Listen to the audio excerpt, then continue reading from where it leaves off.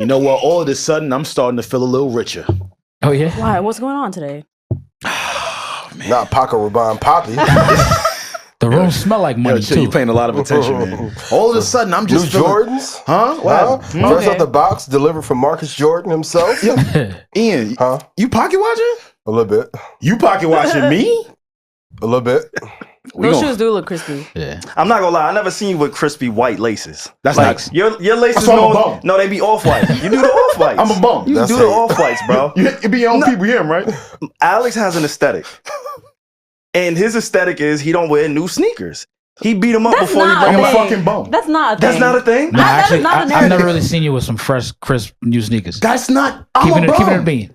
We have a guest today, and y'all calling me a this bum in is front of kind the of guest. shade. Not in front of company, guys. It's light shade. They calling me a bum in front of our guests. I said aesthetic. Literally, both of you guys are like, you never have new shoes, Alex. I'm so Like, embarrassed. oh my goodness. I'm so embarrassed, but I'm still feeling richer. Okay.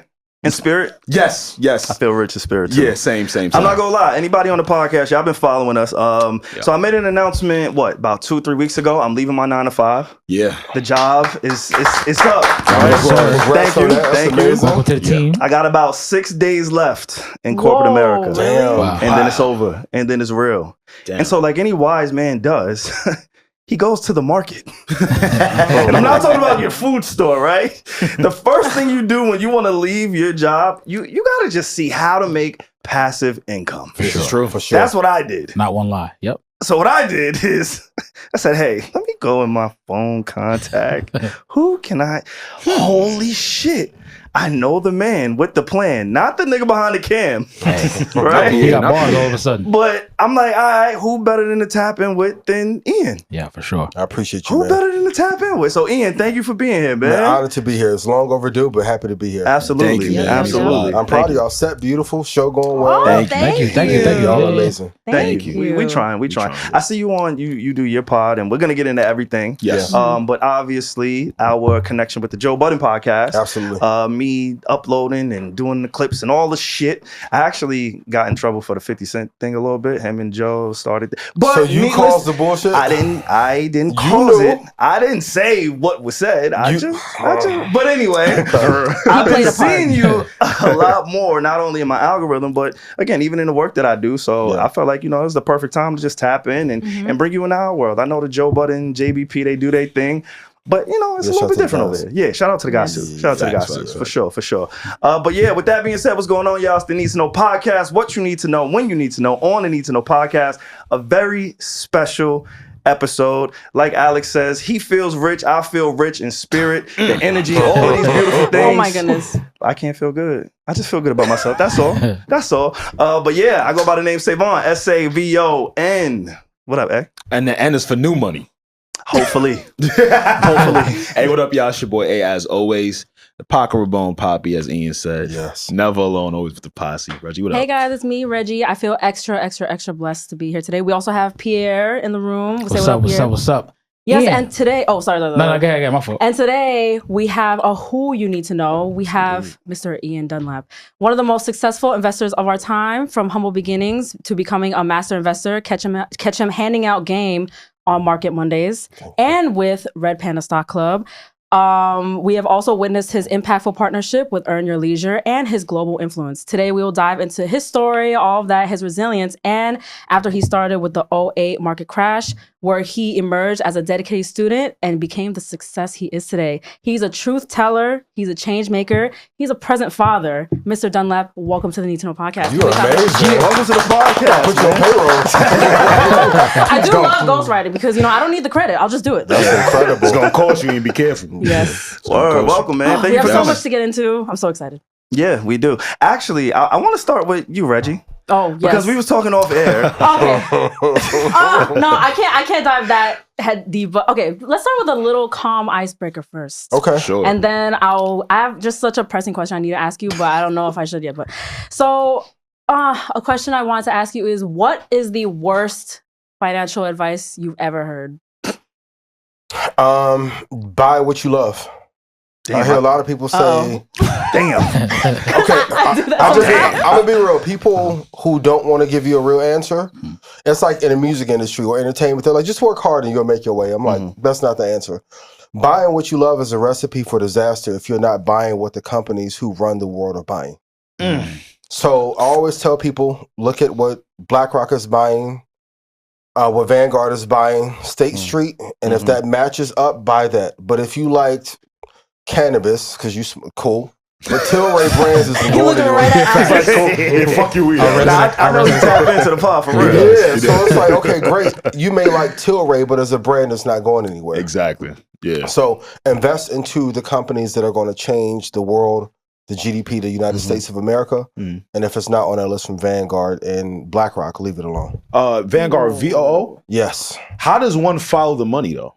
I think it's easier for you, right? You know, It's easy for everybody. Yo, you say that every time you sit down in front of a mic. It's true. It's easy for I did He know said, that. like, He's that's you what can do you- it that's- too. Yeah. But it's true though. Is it? The shit that y'all doing here and uploading and DJI and all of I see the lenses. This shit's way harder. I pay people to do that. But you know how to do it. Okay. Right? So if you just Google, what are the top holdings of Vanguard for VOO or VTI? And it's like an all-star team. They're going to tell you number one allocation is Apple, Microsoft, or NVIDIA. They're going to tell you the breakdown of the companies that we are putting the most money in. So I know it seems complicated, but they did it by design to make it seem complicated to us. So we stay away from investing into the market. So I look at CNBC in the morning like SportsCenter. Yeah. So I'm looking and saying, okay, where is the money going? How much of it is flowing? Like even with OpenAI, after Microsoft invested into OpenAI, look at all the media attention that they are getting. Yeah. Microsoft investing into them is like Dre and M investing into 50 back in 03 or 02. So the game is the same. The players are just different. Okay. Yeah. For me, it's the translation. Like I'll look at the chart. Yep. And it's so confusing, but I'm like, okay, obviously people understand this, so it's just the language of it that I don't know. So like, what's the first way to like? Because I'm not really privy to the market like that. To like get started, you mean? Right, or even like begin to understand, all right, what things mean.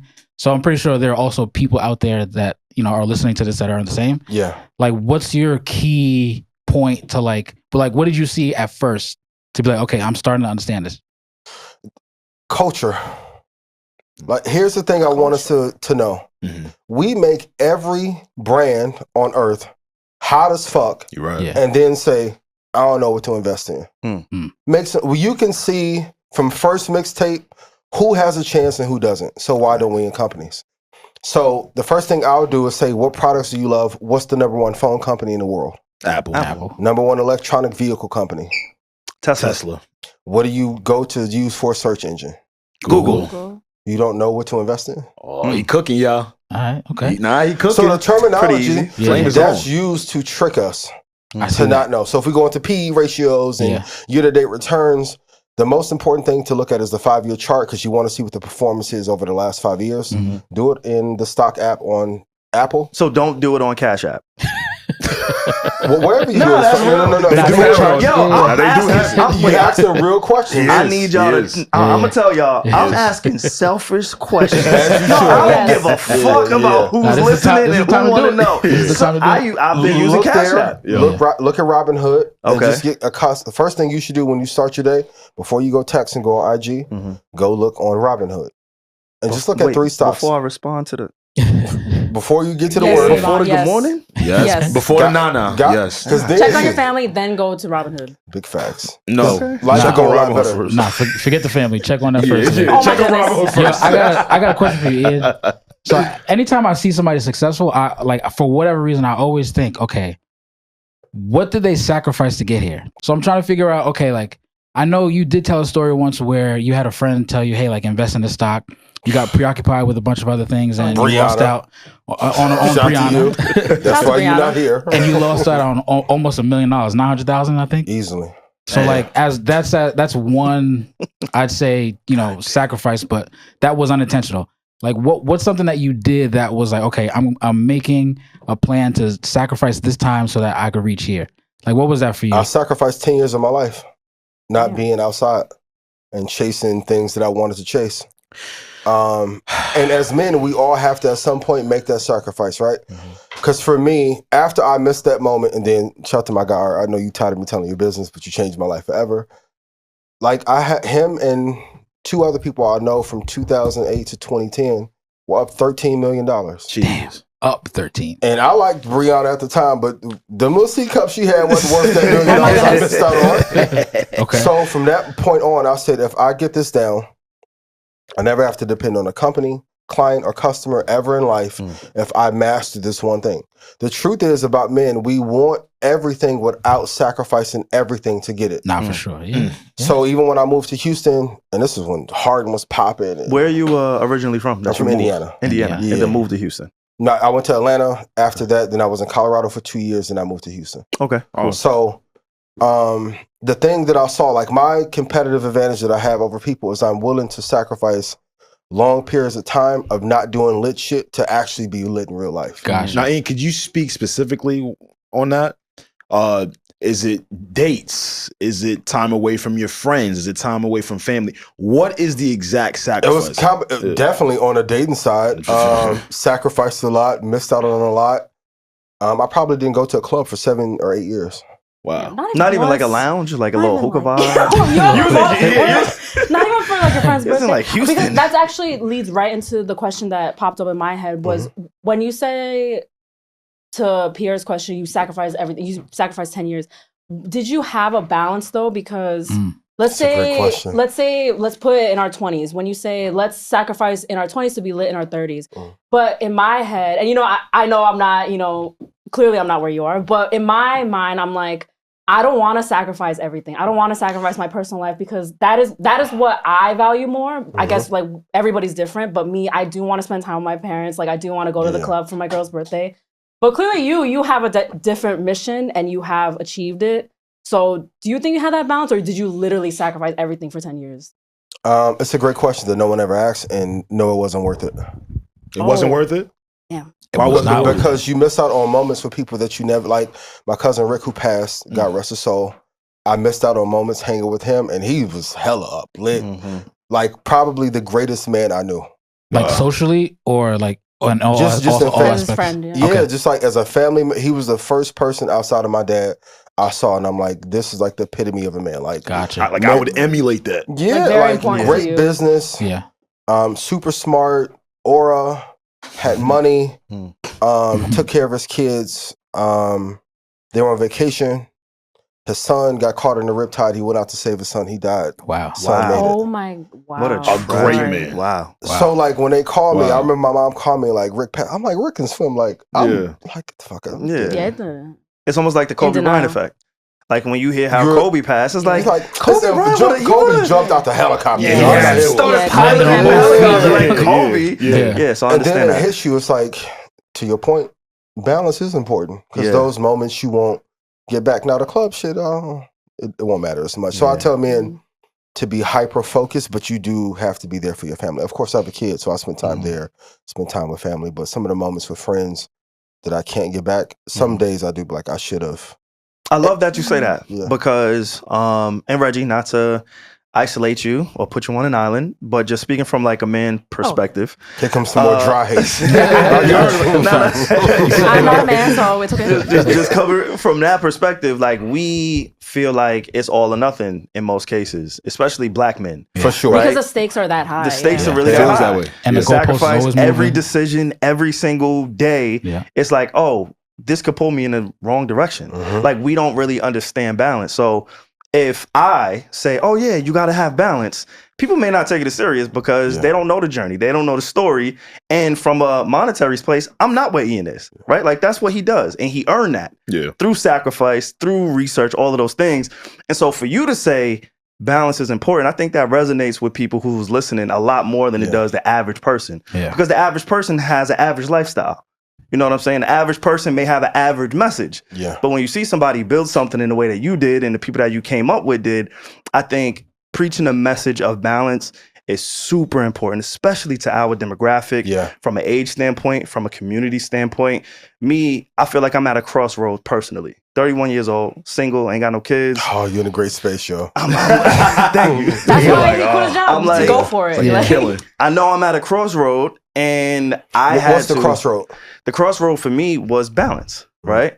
A part of me leaving my secure 9 to 5 at a fucking amazing company, HBO, is because I was too heavy on the right side of work, collect assets, building wealth, Make money. missing money, provide. Like, I have to shift it back towards the middle of that balance. You know what I'm saying? If you have no kids, who you providing to? You sponsoring in Atlanta, so what you doing? Now, what you doing on your weekends? Well, he is the eldest child. I'm the oldest of 7.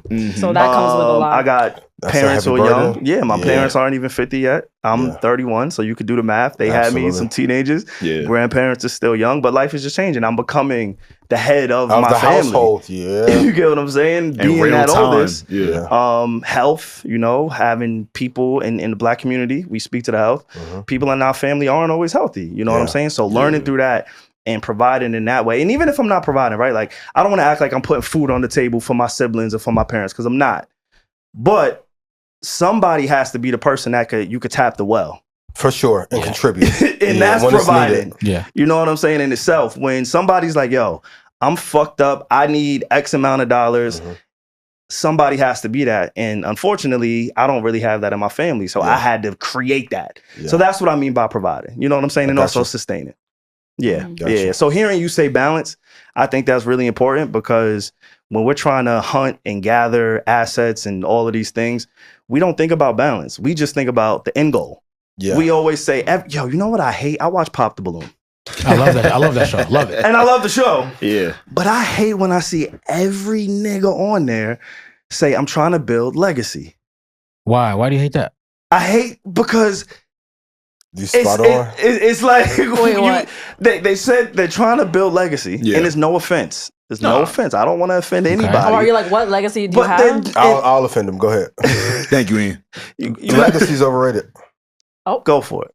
Legacy's overrated because, let's be honest, even the people in our family 3 generations ago, how often did we actually talk about them?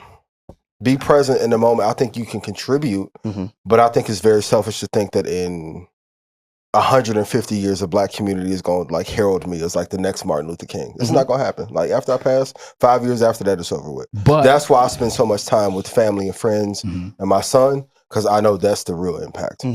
But I think you, even saying that, you could still be the change agent even if they don't know you, right? Because like, even in my situation, I just had a baby. Congrats. Shout out to you. With my wife and I just had a baby, and I can't stop thinking about what SaVon was saying, legacy, and like leaving some type of financial, because God forbid, no one knows the time or the hour when they're going to go. Very true. So in my mind, it's like, you know what? Regardless, even if I didn't have a kid or my parents, I want to leave something here, even if I was forgotten, that like, look, here's your leg up. So is legacy really that bad? Well, not bad, but it does where matter. Do you factor it into? When I hear it personally, and I hear it on Pop the Balloon, I hear it from an ego. From an ego standpoint. It's an ego standpoint of, oh, I want to build a legacy. No, just show up for your people and make the impact. And that's how I process it. But I think our community is so infatuated with the word legacy and trying to leave and create a legacy is that you mix up the message. The message and the mission gets lost. For sure. And that's why I hate when everybody just throws the word. I stopped using the word legacy. Alex, you've known me for 10 years. Yeah, that nigga ain't said legacy in a minute. It's over for the legacy shit. You know what I'm saying? Like, it's over for that. Impact, change agent, like you said, but I think a lot of times as men, we say legacy and just mean the family name. Yeah. Everybody thinks Hove. Yeah. Right? We look at Hove and we think legacy, and we think that's the only way to make an impact. And it's like, no, man, just I think starting out being a great person. You got to start there. True. And one thing about our podcast, I do want to say, anybody who's tapped in with us, if you're new, if you've been following us, the trend on this podcast is we only bring on good people. Yeah. You get what I'm saying? Like character, high moral. So thank you. I think that's one of the things that people should get a little bit more credit for. Then I know we talk about money and finances and stock, and all of that stuff is great. Yeah. But I think it also starts with, just being a good fucking person. I see what you're saying. Thank you. I feel like the first time I don't think I've ever identified with legacy, Ian, because I've never met my dad. So for me, it's always been survival mode. Yeah. However, when I was going into high school, I thought I was going to be LeBron James. So I went to a private school, it's a Catholic school, and I'm going to school with Korean kids. I'm going to school with Irish kids. I'm going to school with Italians. Of course, just minorities were there as well. Yeah. But they outweighed us. And for the first time ever, not that my family or my mother did a bad job, and this probably goes into financial literacy, but I could hear the kids being 14, 15 high yield savings account. Oh yeah. Talking about the stock market. And I'm just worried about basketball. Yeah. Generational wealth. Yeah. Real generational wealth. So do you feel like it's something, and you kind of mentioned it earlier with us kind of being afraid, the Black community. Yes. Are we just scared out of investing because it's not taught? What is it? We're scared out of everything financial because for our parents and grandparents, every time we invested or put money into something, when it was time to collect, it wasn't there. That trauma that our grandparents have is real. Like my aunts and great aunts have horror stories of I paid 30 years into a life insurance policy. Yeah. Now it's time to collect. I get $3,000. These horror stories are real. What? So And then that gets taught. absolutely. So put the money under the mattress and then house fires happen, right? So there's a lot of trauma that happens, but those traumas get taught to us and we have to unlearn them. I think for the first time in history, we are at a like even playing field. But like you said, a lot of communities knew this information and it's taught in their curriculums in 1st and 2nd grade. Yeah. And not even in our high schools at scale. When's the first time you learned about your credit score? What age were you when you I said? probably was 18. I was probably, freshman year, 17 in college. 17, 18. Alex, Yeah. with your experience, you would consider that pretty late. Nah, No? like I said. No, from the peers, the people that you were going to school with, not you personally. But the kids you was going to school with. them, Yeah, that was sure. late for sure. They were learning that 13, 14. I remember 14, freshman year, they trying to school me on shit that they were taught from their parents. I'm like, fam, and I we don't didn't know. have that. What you're saying about, the trauma that exists with our families and how, like, the horror stories, I feel like that is definitely what happened to me. Same. My parents are immigrants and they were just trying to survive. So they weren't really financially literate. So that's why now I'm doing way better, but for my whole life, I was very scarcity mindset with money. So whenever I earn money, save. I saved every penny because I thought, I see my parents, what happened to them. Like, one day we could lose it all. I need this savings account that I have. So that's why I had like a fearful mindset with letting money go, but now I'm doing way better. But how did you unlearn things like that and be more fearless with your money and be able to make big decisions and to get these results that you have? Because I feel like I'm kind of having still a hard time with letting money go investing. Yeah, it's a trauma response. Yeah, because I'm always like, no, but I'm going to need this money like for emergencies. So that's why I'm still there.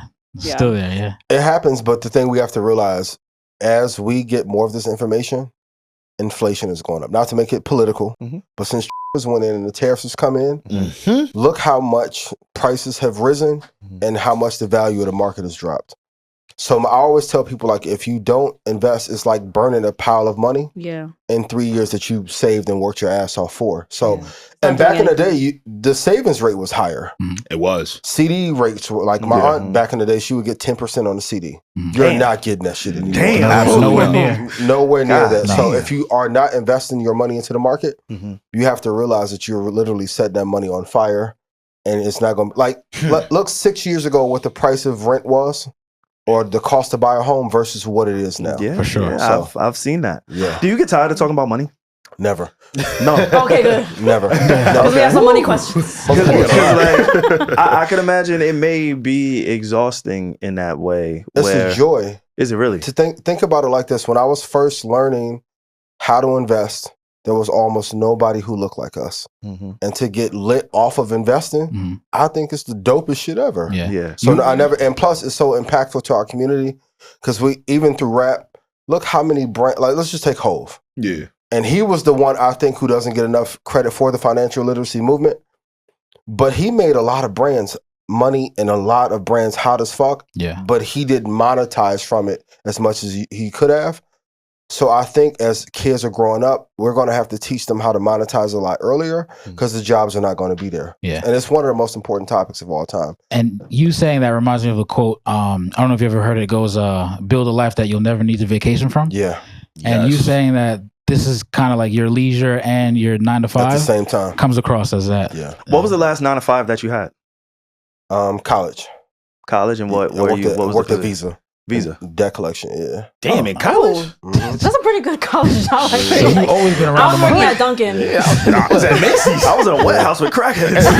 The fuck? Then I doubled to Adidas. No funny. But my last 9 to 5 job before I went to the homeless shelter. 'Cause I was in a homeless shelter. Facts. I worked at a warehouse, and it was this dude. He used to operate this big machine, and he started nodding off. And I was like, wait, all right, he's tired. He must be working 18-hour shifts. The nigga only worked 3 hours a day. But he was always nodding off. While he was driving? And then one day, he's operating the machine. Yeah. He started tapping that elbow. That's crazy. Like, that's the type of college jobs that I had. Like, I was with dope fiends. You know what I'm saying? Playing bumper cars with the forklift. Shout out to Visa. Yeah. Regi, real quick, let's get to it before I even forget, because I'm dying to know. Okay. But I can't ask because it's gonna come off as hate. Before, can we do quiz? Yeah, let's do it. Number one streaming service in the world to watch shows on. Netflix. Y'all don't know how to invest. He gonna keep. All right, you gonna keep telling us about You should Facebook. do this like every 30 minutes. It's out of my contract. Like I can't invest. So can you invest or you can't? Now you got 3 more days left. You good? Yeah, you can. You know what? You're right. As a celebratory moment when you quit your job, you should invest in Netflix. Put my savings in Netflix Right into Let's it. do I can it. do that. I ain't mad at Yeah, that. both. HBO too. HBO has stock too as well, right? Or Yeah, no? but I Are don't they know. public? I never heard him talk about HBO. Yeah. Shout out to them. But no. Okay. Yeah, go for it, Regi. I'm very curious because, as I'm a journalist, so doing my due diligence today and this week, I knew we had a big guest, Ian Dunlap. So I was doing my research, watching a lot of things that you were on. We're about to get to the mess. Not just Market Monday, but just every feature that you've had. And something that I've noticed, I don't like to offend people. I know these gentlemen don't care, but me, I don't like to ruffle feathers. That's not really my role. But something I did notice was like, what is your experience with being in these rooms and everybody wants to soak up knowledge from you, right? But like, do you ever feel like for lack of a better word, have you been surrounded by Yo, just say it. male financial groupies? It's all right. No. Yo. What's the other word? Don't say it. Without the cameras. Without the cameras. This is a great She didn't say it. She Don't say She it. didn't say it. I did not say this. How do you feel about the men that start slobbing on your knob? Because I did not say She didn't that. say it. She didn't say Hey, it. big bro. I'm But I've remixing noticed this. like they're very like in awe of you, like very like, yo, bro. Like how, your shit gotta hurt. Do you get that sense at all, Wait, or not really? Pause. No, like, Hey, bro, what the? I'm gonna kick you out. No, because niggas was kick you out. I did the research too. I was watching mad nigga. I'm like, yo, Ian, you starting hard. to plug talk. See, the difference in the way we ask the question. For the guys that are genuine, I fuck with it. But like when we did our first show at Apollo, we did Market Mondays live there. So I was handing out money. A dude literally. Oh What my you mean you was goodness handing out gracious! money? No, don't just say that so smoothly, nigga. What do you mean I'm by afraid that? for where Back the to the story's gonna community. go. But you know, because you're a woman. To adult men. So And they were like, You was Like making it the rain the on these woman was niggas. coming, pause, to the stage, and a dude said, Boom. Oh yeah, like swim straight move. hand swim. Okay. Michael And I'm Phelps. like, bro, to get in front of you. I'm not that cute. For you to fucking move her out the way. What? That's tough. But that shit happens a lot. Like, fellas, if you're trying to get into investing shit to get women, you're going to have a lot of male groupies. How do you? Yeah. Way ahead But of they themselves. do say that is a part of being successful. Yeah. Men want to be you, and women love you. This is true. That's true. Right? This is true. But, And so- the male glaze, sometimes, too much. I was noticing it today. I was like, wow. What's the craziest glaze you received? So I'm coming out of Say Less. Yo. Straight glaze. This was like last year. Coming out the back, hey yo, bro, I don't want to hold you. I've been waiting here for you. I'm like, I just came out the fucking bathroom. I want to hold you is crazy. Yo, man, you mean everything to me. You changed my life, man. Let me buy. You But buy maybe me you did. dinner. Maybe because you always say, and yo, one thing, I ain't gonna lie, I do feel away. Cause he likes to say, yo, if I made you money, put it in the comments. Put that shit in the comments, put it in the But chat. I don't say meet me outside and try to buy me dinner like I'm 50 and you pump. Say I want to I'm hold with you. you. Yeah, like Nah. That nigga trying to get you a grace. steak. Yo, let me sit down with you right now. It's 3:00 in the morning. Yeah, I'm That's trying to the catch last a thing I'm you trying worried to about. vibe, Yeah. yo. All right, Reggie asked you about the male groupies. I want to ask you about the other groupies. What are like the groupies like? You know what it's like. then I got a Fab? question. I don't know Because what this it's is like. such an I interesting. got a follow-up after that, Yeah, too. there's an interesting Shout to space my that you're in baby. because it's like Wait. he's not like Shout a to my rapper, baby. but he still has financial groupies. Wait, Reggie, I want him to say. Sorry. Shout out to my baby. I love you so much. Te amo, mi amor, mi corazón, mi mundo. That's right. Lead with love. Right? Gotta leave with Dyke Crazy language. though. Before I had my baby, though, crazy. She was crazy. Wow. I mean, I'm sure it's still What a time. So how do you know what? I know how. I'm gonna answer it for you. Discipline. For sure. You've shown discipline. Yeah. Through like your professional career. So I'm sure it translates.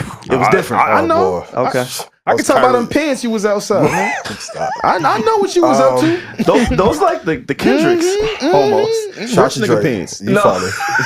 Shout to the boy. I'm just saying like the bell bottoms, the Super Bowl shit. Like I just see like y'all got the wide. He's very on trend for the audio listener. He's very on trend. I'm not mad at that. I'm not mad at Ish that. came in the body, so I had to, you know what I mean? Yeah. Shout out to step Ish it up. too. Shout out to Ish. But even with that, you have to be very careful because in the environment that we're in, that can tank a brand and make shit go left too. I agree. So Yeah. you got to be very selective in the people that you choose to deal with, and you have to have dick discipline. You can't just fuck on everything just because you popping. Yo, Ian, It leads to a lot of distraction. Can you tell them, please? I need you to get a residency here at this podcast. I'm down.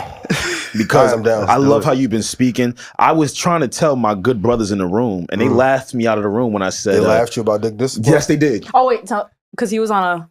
If you have a 30. baby by a bird in your 30s, SaVon, you listening? You in your 30s? I don't got a baby. Nah, no, but you in your 30s. I'm not even close to it. Listen, but I man. hear him. I hear him. I hear Make sure you he's listen going. good. mistake. Mistake, right? Mistake. I hear him. So, I hear You him. hit a misfire. Alex actually started Yeah. like dick discipline. Before Kevin Gates. Okay. Yeah. Him That's ain't like before Kevin Gates. He ain't Yeah. nut for 7 years. Yeah, no, it wasn't 7. It was As long as you was studying the market, he didn't nut. Yeah, So when you was in the sacrificed, club- I sacrificed. That's hella semen retention. No, it you was like That's Black literally- Goku. Motherfucker moving cameras around with us. That's literally why Look, he did it. we had to charge him up. He had to 7 charge years up. for He real? lying. It was more like 12 months. How you do that though? See? Tell me. That's How- amazing. You want to know how I really did it? Yeah. I blocked all my urges. How you do that? I removed porn. Okay, that's good. Yeah, I removed very You couldn't have been on IG. I was on IG. That's the real test. You got to be able to do it while you being distracted. Oh my gosh! And then he really did this because his Explore page. You know how it reflects your interest. Yeah. His Explore page was all Allegedly. No, it was all cars. It's okay. She saw it. It's His okay. Explore page, every single picture was just cars. Cars. Got you. I saw it with my clothes, own two sneakers. eyes. And then that quickly My shit changed. too. My shit was the same. Nah, SaVon, SaVon. please. You should have like Dykeman, man. I ain't gonna lie. Facts. You should. There's a lot of good food in Dykeman. Yeah, it's amazing. It's a lot restaurants. of Mama Sushi. It's a lot of good shit. a lot of Cars and all mamacitas, that. too. You know what I'm tell you- saying? There's a lot going on. I'll tell you the secret, right? I went celibate for 3 years. Oh. This was in college. You trying to outdo No, me. not by In choice. college? Not by it was choice. definitely by choice. It wasn't by Oh, choice. you was involuntary celibate. Nah, He nah, was- nah. He was struggling. He was struggling. All right. You hear me out, right? I What became a college you go Christian. to? I own a college, Okay. so I became a Christian. So I was like, you know what? Praise God. I gotta fight this urge to, you know what I mean? I fought it for good 3 years. No porn, no That's a sex, no long time. nothing. Damn. And then one night, you know, things got, and then, you know, I met this girl and things happened. But yeah, for the 3 Angela. years. Oh, the reason why I bring that up is the No, he was I wanted to get it off. He's like, why am I talking about this again? but what I did was You I said just you stayed like mad crazy. busy. Wait, what? You just got to stay busy. Like I had Occupy 5 yourself, jobs. yeah. That's a very good point. I had Yeah, no that's good. like, you know, time to just do anything. Just make sure I just always have my schedule filled. Yes. Pause. But that first nut you busted, it was like a gallon. Man, She was like, It was listen. like a cannon. It was like Jesus Christ. And he was an athlete too, so he was getting Oh mad like my all the God. stuff. Like, Testosterone was like building You was up. torturing yourself. You're the original gooner. Yeah. I guess if that's what you want to call crazy. it. This nigga That's was amazing though. That nigga's a It was tough, volcano. but yeah. Anyway, that was a hard left, but you know, let's get back to the topic, guys. Okay. So, All right. Sorry. something that I've always wanted to ask Ian was one of my favorite things about your platform is that you know a lot, but I feel like one of your main objectives is to share your knowledge. Like Yes. you're literally giving out free game. Literally, you could know when it's every single Monday and beyond that. But what keeps you going to share all of this knowledge that you worked hard obtaining and then giving it back out? Because even when people have turned on you, I've seen you mention, like, I don't know if it was last year or 2023, the hate train was real at some point. It like really turned. But what keeps you going to be like, to not just say, fuck everybody, I'm just gonna get rich by myself, but you're still feeding the community? Like, what keeps you going with that? I wasn't given information for one, so I never want to gatekeep the information that I wish that I had. Number two, when that hate train started to creep up, crushing a motherfucking soul. I know that's right. So that's the egotistical part where Or it's like motivated you. Oh, for sure. Like I always tell people, if you don't like me, the best thing you can do is to say nothing because I'll eventually go away. But when they begin talking, I got a doc in my Google Docs. I write every criticism down. I've heard you say this before. Yes. So it's like I hear everything that you say about Ian Dunlap. Thank you. Come on, I know the cadence, man. Thank you for the consulting. I appreciate you. Okay. But I get it. But is it hate with what you do? Or is it interpersonal? Because if it's interpersonal, that confuses me because nobody really knows anybody. Combination. Oh, he got the cape on. He got the cape today. Part of it is they want this proverbial seat. Okay. And my thing is like, if you're better, all of us that are really good at investing, get along because it's a mutual respect for how hard it is. Yeah. The other part of it is that they see the things that we're doing and they want that groupie part. I'm like, but if you get lit on your own, you don't have to do all this to get women. But most of the ones are lames that are doing that. So when a hate train creeped up, I'm like, let me give back more to my community. And then also too, hate isn't always bad. It will tell you what to do to get better. Yeah, absolutely. So I don't know, but sometimes hate is just pure negativity though. Like I don't think I need that to. Let's say someone's just in the need to know comments, every single one would be like, Regina, you're so ugly. Like I don't need that to motivate me to change my looks, you know? Yeah. But if it's a valid critique, then I see what you're saying. It really does make us better. I'll take it and join it. And also too, like, this is one thing me and Joe and Ish talk about a lot.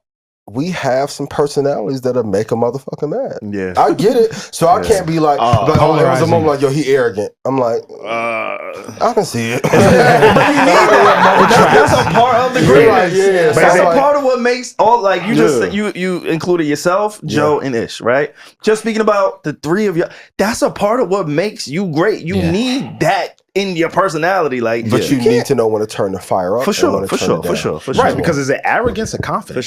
For sure. Confidence, but people who are not confident see it as arrogance. Yeah, that makes a lot of sense. Projection. Yeah, absolutely. Yeah, we deal with it all the time. For sure.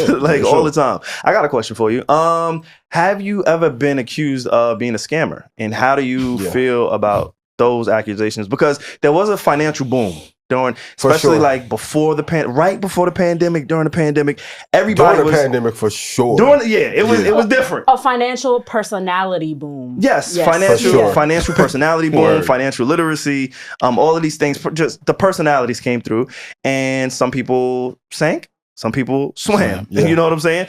I'm sure at some point you had to get labeled some type of scammer, anything. Like, how do you deal with those type of comments, accusations? Keep giving to the people. Well, the thing that people don't realize is that the majority of the information that I give for free, either on social media or my platform. Even for a year when that boom was happening, because a lot of them shouldn't have been talking anyway. I'm gonna be honest. And we even talk about financial literacy, like financial systems matter more than literacy.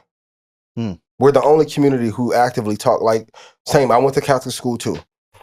They would teach their kids, but there were systems in place to make sure that they were good, even if they didn't fucking know anything about the market or insurance or real estate or asset management. There were systems in place, right? So when those criticisms began to come up, I know it was a part of that same hate train. It was like, be better, give better returns. Because I know if I was white, like, I would be able to run for president. I asked everybody, have I given you better returns in the market or Biden? Oh, that means talking hot. Me or I'm just being honest. Oh, shit, that's a good sound. For our community, me or Trump, have I given you more gains in the market? So it's like, if I'm already doing okay, why would I need to take or scam anybody, let alone our people? But I get it. Yeah. It's a part of the hate, but I was good when I got here. That's what I can say. When I started my show, I was already retired. Oh. So as you continue to climb the ladder, because again, like you said, you are, if not the face, definitely one of the faces of financial culture in our community, right? You're one of the pillars in this space. Thank you. The most, to me personally, most identifiable person when it comes to financial, all of this stuff, especially in our space, podcast, and entertainment, all of it. As you climb this ladder, how do you handle some of the racism or some of the, discrepancies, discrimination that comes with being young, Black, successful? It's not the answer for me personally. Then I'll talk to the broader community. For me personally, it's just work harder. I know with my returns, I've had all the meetings with. Shout out to everybody. And I know y'all kill me for shout outs, but get y'all some people to shout out. Shout out to Goldman, Chase, Guggenheim, State Street, Citadel. I've had the conversations for what the value is worth. I know if I was another Q, I would have already probably had $10 or $15 billion to manage. But work harder. Yeah. To the community and to the broader piece, I wonder when will we stop expecting racism to exist, because it's not. It's the number one driver of GDP. People have to remember that racism in America was the first technology that built the country. True. Elaborate on America can't lose that. So if and they can shout to the FBA. I don't want no smoke. Nah, shout to the FBA. On the reparations conversation, though, not saying that we're not owed the money, but if a respiratory virus fucked up our economy that was made in China, them paying us back the money that we owe would corrupt and decimate all the companies who were involved in slavery in the beginning. It would bankrupt the country. For those of you who don't know, America is a house of cards. Yeah. Damn. I've never seen more white people in America who are proud to be American leave the country this motherfucking fast. Wow. Every time I go to Mexico, it's more gringos than ever. Where from real, Iowa, Ohio. I'm like, what? I've been out here 6 years. For sure. I mean, but at the same time, if all the money was given all at once, of course it would derail the U.S. But like, is there, in your mind, is there a system where that could be given over a certain period of time to where it wouldn't cripple America? It could be for sure, or probably take a while. Over a 20 or 30 year period. But think about it like this. There's currently a guy in office who is not American, who is running our office, that is trying to cut every department so that everybody can make their exit back to Europe. Can you say his name? Because I'm not familiar. You know, Elon. Oh, I didn't know he was. He's the head of Doge. Oh shit! I ain't What? Elon, every cafe. He's not American. Thank you, SaVon, for asking that, because I didn't know either. Yo, they got it. Like, it could just be me. Yeah. Elon. So, could the money be paid out? Yes, but we have the highest credit card debt ever. The car payments are higher than they've ever been. Car insurance. Like, think about it like this. Ray Dalio, hedge fund investor, Warren Buffett, two super rich white people, two of the greatest investors of all time for the last 4 years have been screaming, America's going to fall apart if we don't get our shit together in the next 5 years. When have you ever heard a white person come out in public media, write a book and say, yo, shit fucked up, yo? Never. Not in those tax brackets. No. They're usually quiet. I'm sure, because I know it's a trend. It's a trending topic. You've been watching Paradise? For sure. You've been watching Great Paradise? Show. Great Alex? Show. Yeah. Thank Great you. show. Amazing show. That is my new Selling hyperfixation. K-Bar. Yo, I randomly at work, at the office, I started telling everybody about it. Yeah. They're like, can you go away? Paradise. Like, all the things that amazing. Ian's talking about, it shifted how I'm looking at life.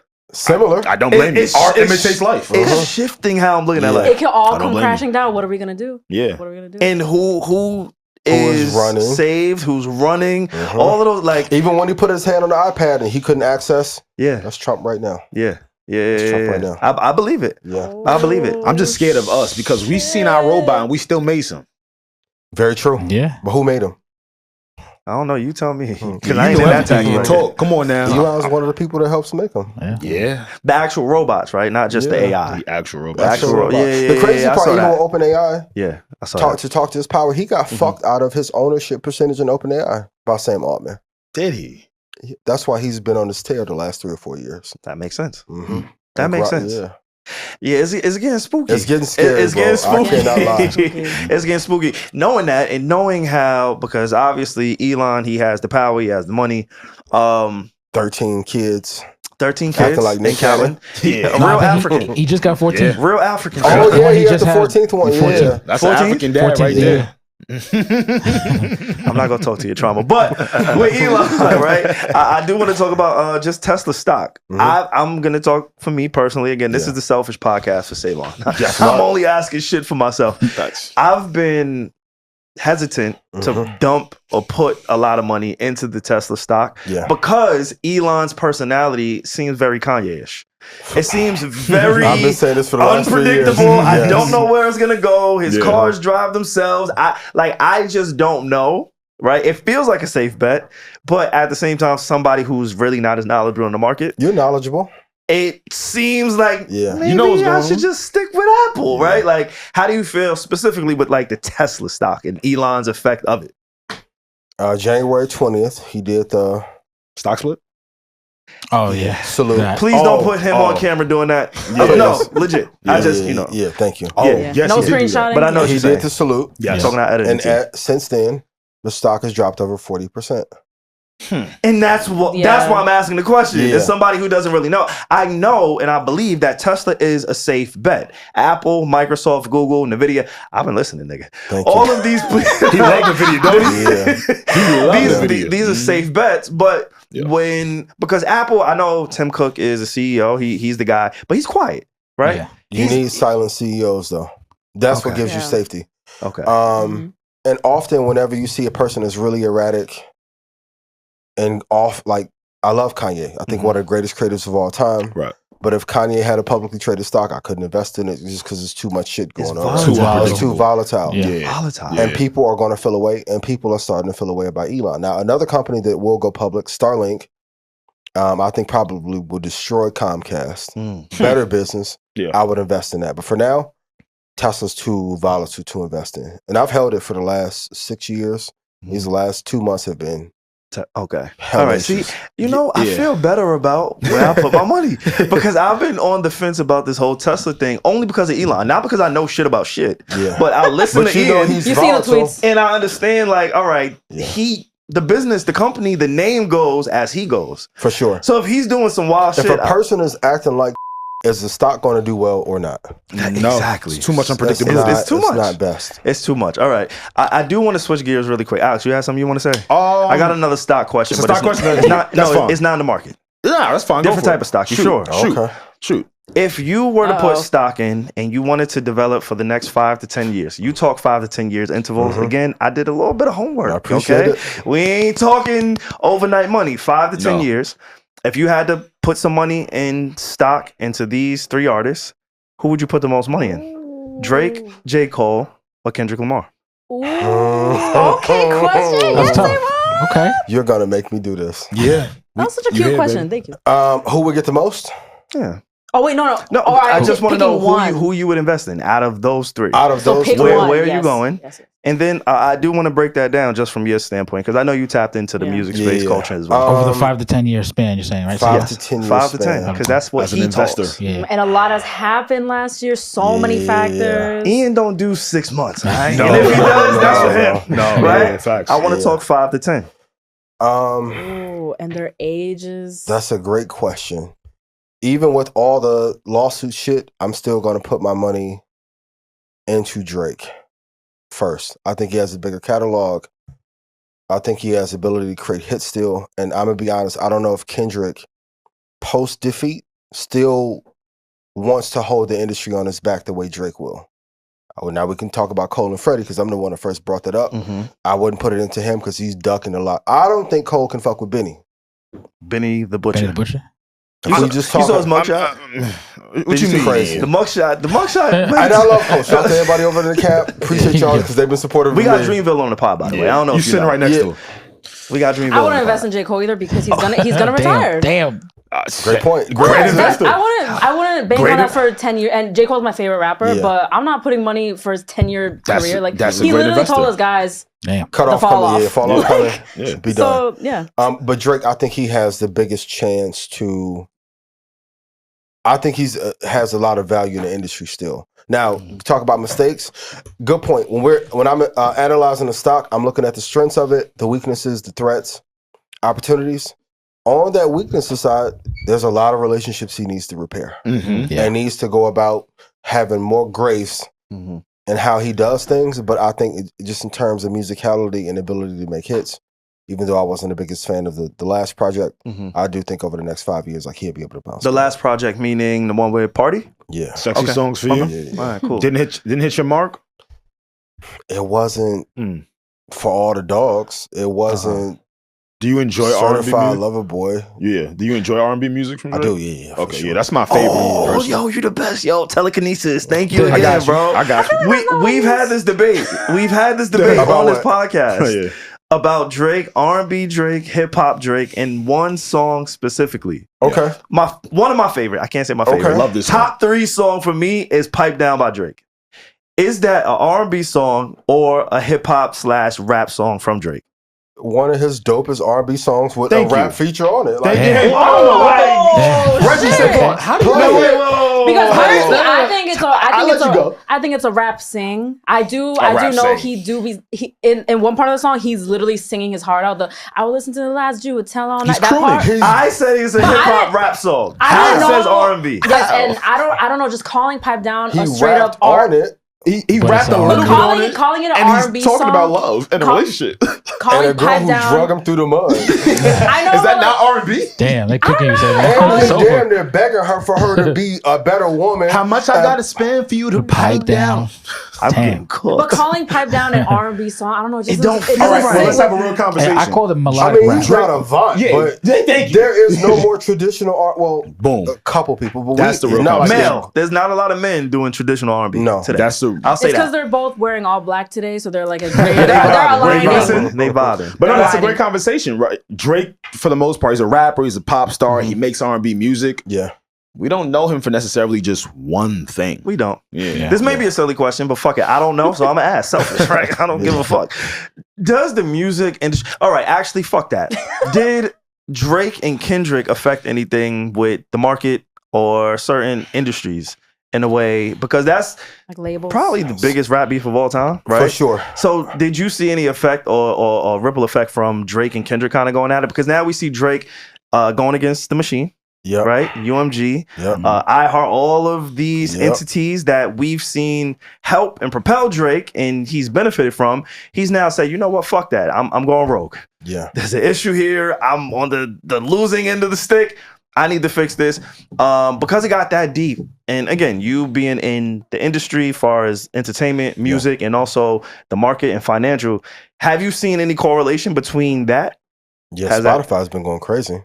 It's not talked about enough, but he is the person that I think ushered in that playlist and digital wave. Yeah, And Spotify's went up a lot. Like I think Spotify may be at $640. yeah.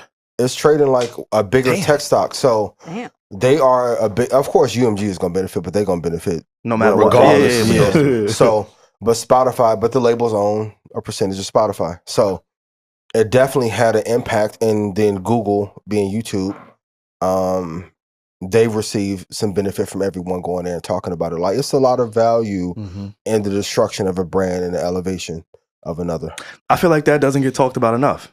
No. People's motives, the labels, the industries, like these companies, their motives to profit off of the beefs Absolutely. and the back and forth and the records, right? Yeah. Like, yeah, that's kind of crazy to think about. It can affect the market and where you put your money Yep. Spotify is currently at $592 a share. today.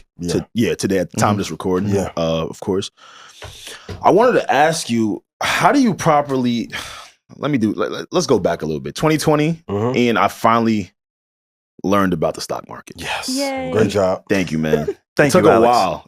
I got you, brother. It took a while. Yeah. Not only did I learn about the stock market, I learned about cryptocurrency. Mhm. I guess it was like a crash course because we had a bunch of time to do it. For sure. Long-term investment. Mhm. That shit ain't easy. And Patience. let me see. Thank you. Say it again. Patience. Patience. That's something I had to learn. Yeah. Right. So, what are just some things that you should embody or just learn? Because for me, when it would go down a little bit and I needed something, I needed to buy something, Yeah. I'd pull out $50. Yeah. I'd pull out $100. I've gotten way better now. Okay. But how does one mentally prepare for that? Because it gets tough. One thing that actually helped me before you go, I would go on Twitter and just look up the stock Mhm. and just see news on it. Yeah. And that would help me just stay in my position. Yeah. How do you stay in your position? Are you just mentally there already? It took time, but the thing when you look long term, because it tells you every answer. Like you've had the big three in music forever. You're going to have big three in every sector. Yeah. But if you look at like Apple's all-time return is 770,000% return. All time. Microsoft is 240,000% return. So like Bitcoin, the greatest return asset of all time. If you don't hold every bag you want is connected to how long you can hold. Don't have to believe me, but the Bus family hasn't sold the Lakers. Those who run UMG, no one's in 2 or 3 year deals. Everyone's holding for a 5 or 6 year period. Yeah. Is it tough? Hell yeah, it's tough. But I've seen people who had moments that were hot for a year and fucked the money off and bought cars and they go to Starlets and Atlantis and go fuck off and think they're in love and she run off with the money and go to Miami. It's like if you hold for a long period of time, you can make all of your financial dreams come true. Now, that takes me to cryptocurrency. Yep. I want you to speak on, and this is something I had to learn as well. A lot of people, they talk down on meme coins. I get it. And I understand that there's no utility behind a meme coin. Yeah. Could you properly explain to our audience why it's important to be behind these coins that actually have utility behind them? Even with the well, I'll answer the question and then go back to meme coins. But the coins that you invest in have to have some value because you don't want to end up getting rug pulled or seeing 99% of that money end up going away. But the reason why the popularity of Bitcoin and cryptocurrency is taken off is because the banks have failed us the last 25 years. Nobody talks about that. Like if you are growing up now, it's essentially a bank, crypto. Yeah, you're right. For sure. Yeah. Banks are giving you 0.25% return. Crazy. When they're getting 15 to 20% return a year, that doesn't feel fair. So as a way to go against the system, we'll put our money here in crypto. The crazy part is the banks came in and bought up all the crypto that really matter. Yeah. Like Trump just announced, okay, now we're going to make a crypto reserve. ADA, Solana, XRP, Bitcoin. So the moment that we find a way outside of the system, they're like, no, let me buy that system too and bring y'all back in. Move the goalposts, essentially. Absolutely. And it'll take a while for the government to add proper sanctions and regulations to crypto. It's going to take a minute, it's going to take a while. Why is it going to take a while? Truthfully, because they don't want them there. When you have a president that comes in his first 30 days, he launches a meme coin, do you really want regulation? I don't know. No. You want to run it up. Absolutely. Without any limits. Yep.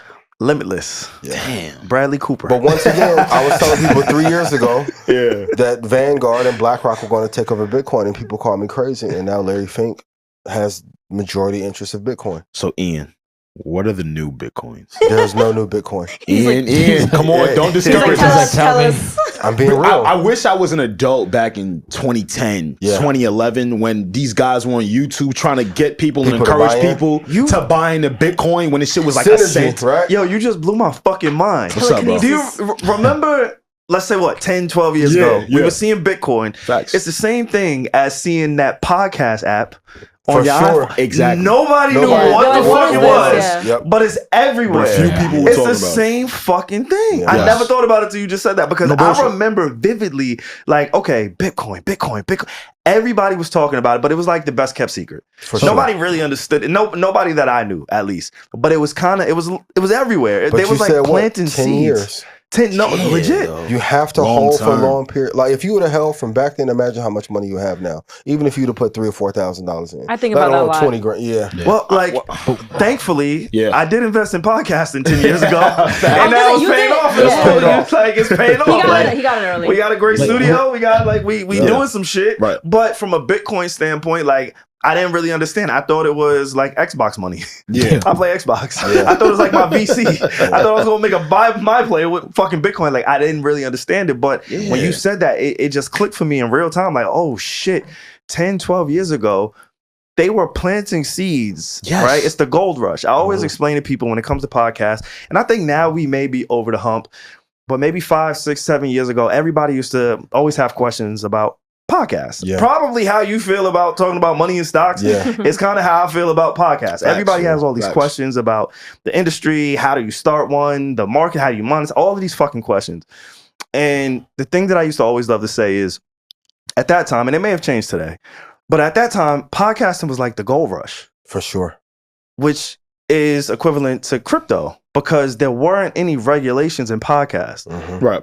whatever money that we said we wanted is what we were going to get. You can't tell me there's no proof of concept. There's no history to it. And we're all trying to figure it out. Yeah. And the beautiful thing about it, the same as Bitcoin, is all I need is a phone and Wi-Fi, and I can start and I can invest and I can do and I can learn. Yeah. So whenever anybody would ask me about podcasting, I would just always say, it is the gold rush. This is not TV. This is not radio, FC. This is not that. Like, we can just, it's there, and it's for us to kind of mine and see what we can get out of it. And it's eerily, now that I'm thinking about it, it's crazy, eerily similar. Yeah. You don't think there's another coin like an Ethereum, an XRP? That's in it. Alex, I'm trying to get people paid. No, that's the selfish part. I'm trying to get people. Yeah. I'm sure. I'm like, everybody got it. He said no. There's no. You for real? Because it might be I thought things like Ethereum and XRP, right? Like they have value, but are they going to return? There's one LeBron. There's one Michael Jackson, one Michael Jordan. Alex is like, wait, but for real though? Alex like, I can't throw my 30,000 in there. Okay, that would be like me coming in and saying, I want to invest in a podcaster. Who's the next show? Got you. Take me to Edgewater. Who? I see what you're saying. You like? It's just him. Let me see, bro. Who's a rapper from this era who got a hit, got connections? At least one. Got some baddies. Can beef with Drake. Hold up. That has stick-to-itiveness to follow through. Yeah, for sure. Oh, you're saying it was a lightning strikes once type of thing? No, for sure. Type of thing. For but sure. See, with Bitcoin, there are the other coins. Reggie, you see it though. I'm asking. He's like, there's gotta be one. Just give me one. XRP has value. Ethereum has value. Yeah, especially XRP. I heard they're trying to use it within the government. Has value, but when you start having those big hedge fund and government games, the number one dog is going to remain the number. Like, okay, when they made a reserve, they're telling you the dollar means nothing. Yeah. Because if you buy one, like, it's like if you have two girls. At some point, somebody takes precedence, right? Yeah. So, but we got to sit on the side and just stay in a hotel. There's the other one we get to go out. That's Neil. Unless I was just going to say that. Real nigga. That's Bitcoin. So when Bitcoin gives a higher return than the bank, stock market, and dollar, the government has to invest in it when the government and country is broke. True. So you're telling me, what's the next coin that the government and World Bank is going to invest in? It's not there yet, bro. It don't happen. Wow. It's not going to happen. It's one of those things where you kind of just missed it. You may have to find another vehicle. Right. So if NFTs come back and those have value, maybe. NFT. Or if a meme coin gets enough value where hedge funds will back it, maybe that. But right now, Bitcoin is heavy. I made some money off Doge, man. Made some good money. I didn't want to promote that. Oh, you did? You support Elon? He's like, why are you telling us? This is back in the pandemic. I told you. He did. Yeah, this is that long ago. This is not recent. I wasn't in the group chat. But that was like my aha moment. I was like, get your money. I was like, damn, I just put money on a dog. Yeah, and made money. And made some racks off it. That shit fucked my head up. But what you gonna say? What's that ability called, though? The ability to, I guess, foresight. But what would you name that? Or not even name. How do you like develop that? To be able to look at a stock and say, hey, this is the next one. Or to be able to look at something, whatever it is that you're investing in, and be like, okay, like, this is making a lot of sense. Because most people don't have that innate ability to be like, okay, like, this is what I'm putting all my dollars into. No one naturally have it. It's discipline. Okay. If I ask you, what's the innate ability if I hop on Final Cut Pro, you hours in. Everything is hours. This is the reason why I like Kobe so much.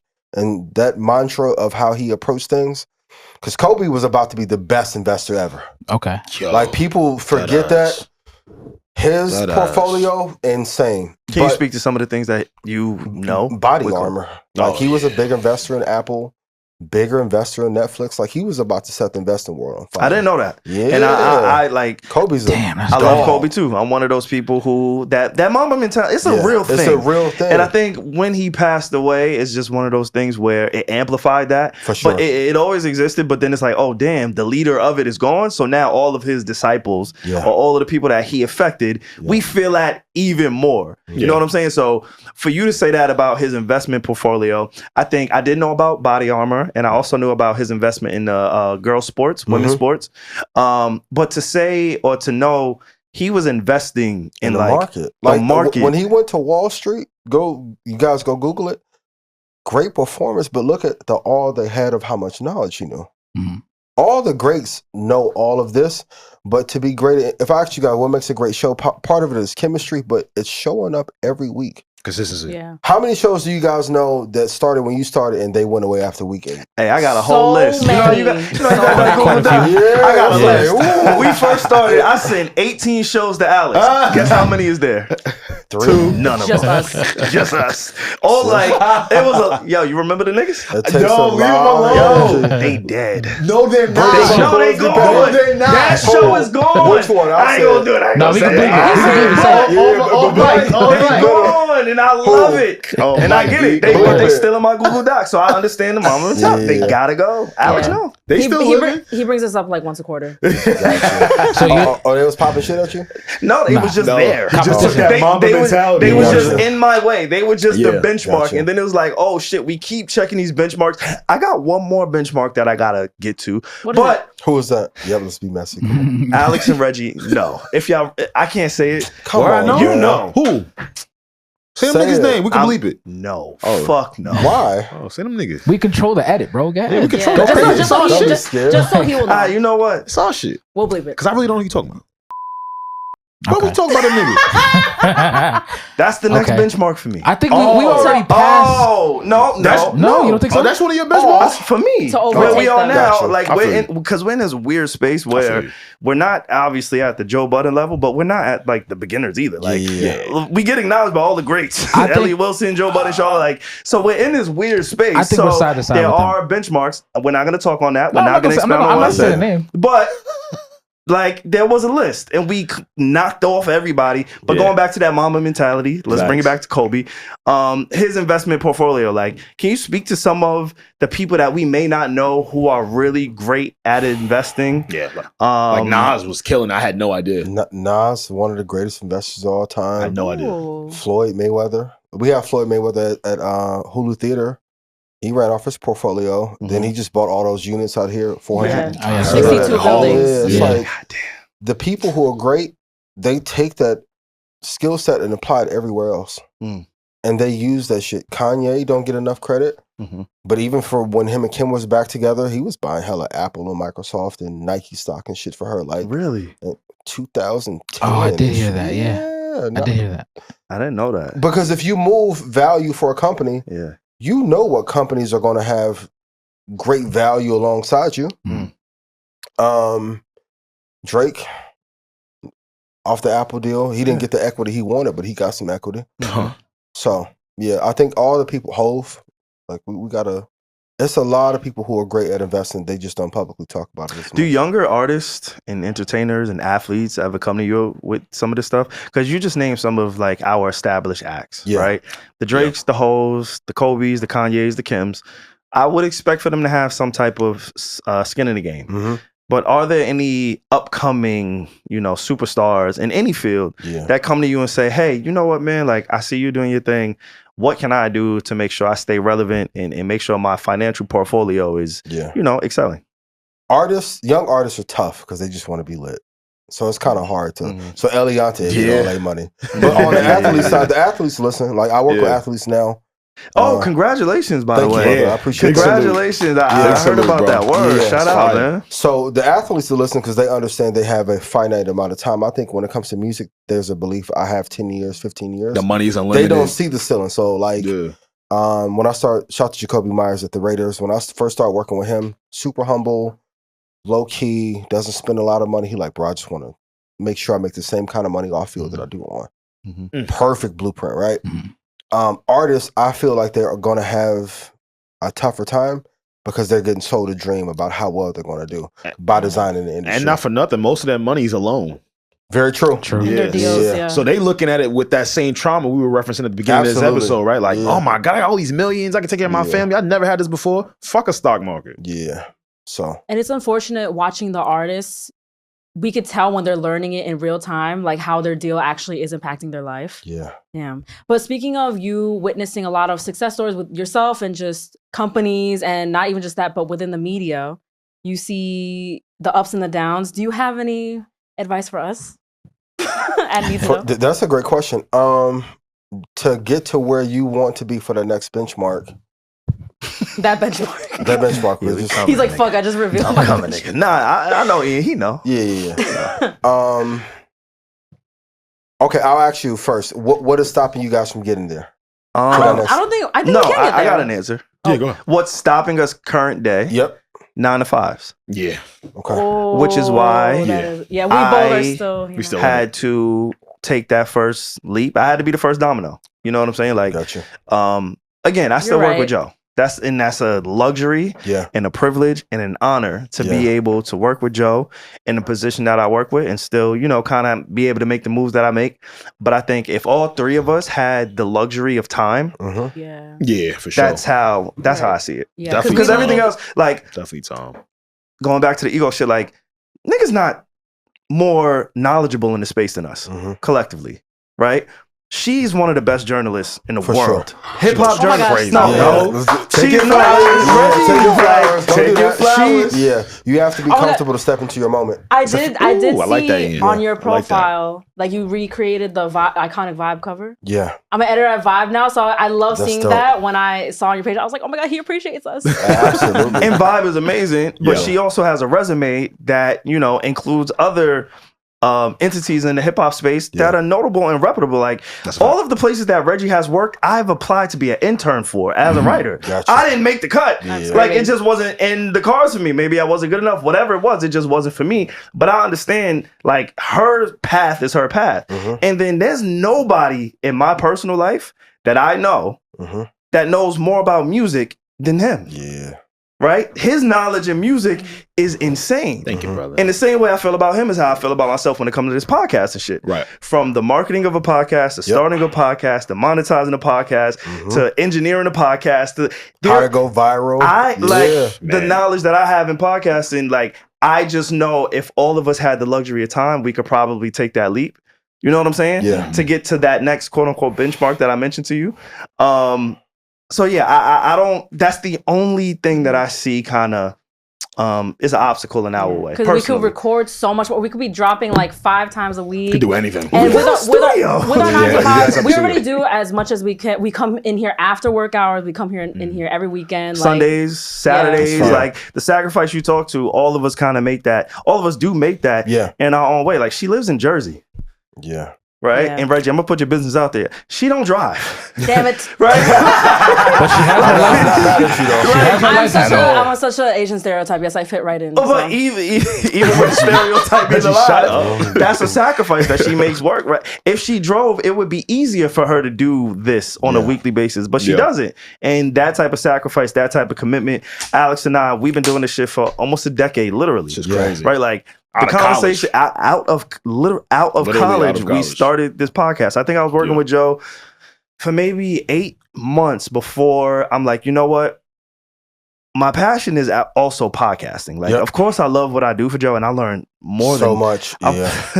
I've learned so much. Like, I am forever grateful for that opportunity working with Joe, Ian, Rory Maul, Joe, Ish, Ice, Parks, Eric, every single fucking person that's ever been on that podcast that I work with. I am beyond grateful for. It's the best boot camp ever. For sure. Nigga, do you know how? Nothing better. No bullshit. So for me to have that opportunity and to go through the ranks in that space, but I always knew like doing this was a part of what I wanted to do. Yeah. Like, of course, I want to learn and I want to be a part of something great, but I also wanted to create something great. And that happened 8 years ago. And I remember going to Joe. I'm like, yo, Joe, I know I'm new. And this sound, it could be a clout move. Because a lot of people in that position could get into a space and then start talking about all the whatever, right? Like, that's just not my personality. But when I came to Joe and I said, yo, me and Alex, we want to do this podcast. I want to relaunch it. Are you comfortable with that? The only thing he said to me was, just don't let it get in the way of the work. Right. He said, as long as your shit don't interfere with our shit, go for it. Yeah. And once he said that, it allowed me to navigate this shit in a way that now here we are, we're sitting with fucking Ian Dunlap. I mean, come on. Like, let's not take it for, you know what I'm saying? Like, let's not take it for granted. So, like, I think, again, just to go back to your question is, what I believe is really holding us back in that way is just, not just financial freedom, but also just the luxury of time, right? Like, we all have 9 to 5s and, me being the person in a position that can take the leap, I'm gonna take the leap, and hopefully it works. And then hopefully it's a domino effect with Alex and then Regi and then all the people that you see working here. Like we could all just do this and do it at the highest level. I think right now you and I are the only freelancers, right, SaVon? Yeah. So should we quit our jobs, Mr. Ian Dunlap? Not yet, but I'm gonna ask you. Not yet. And I love that he said that. Yeah, he's like, no. Not yet, because you have to know where the revenue is gonna come in. Yeah. But I'm gonna ask you the same question I ask every podcaster and media personality I meet. Who do you upload your audio and video to? Like the hosting site? Yep. We use Libsyn. Yeah, we use Libsyn. We do Who Libsyn. are you distributed through? There we go. Apple, Spotify, yeah. YouTube. Yeah. Main three. Yeah. As a broadcaster, if you're not investing in those main three, why? Oh. Points were made. You can't tell me you don't believe them because you already know the market impact. Going back to you know what to invest in. First thing I talked to Joe. Loved Microsoft, Apple, Bitcoin. I don't know nothing about stocks. You got 5 million people listening to you on a podcast. Yeah. Apple runs podcasts. There would be no podcast if it wasn't for them. As a media, everyone has to invest there first. Because that's going to allow, and at first it's going to be scary. Naturally. Because when you do it as a company, then you're going to hit a month where you see 20% growth. And you're like, we made 20% and didn't record shit. Right. It's empowering. Yeah. So once you guys put that plan together, and I'm going to be real, the only person who's done it outside of the investment space is Joe. Done what?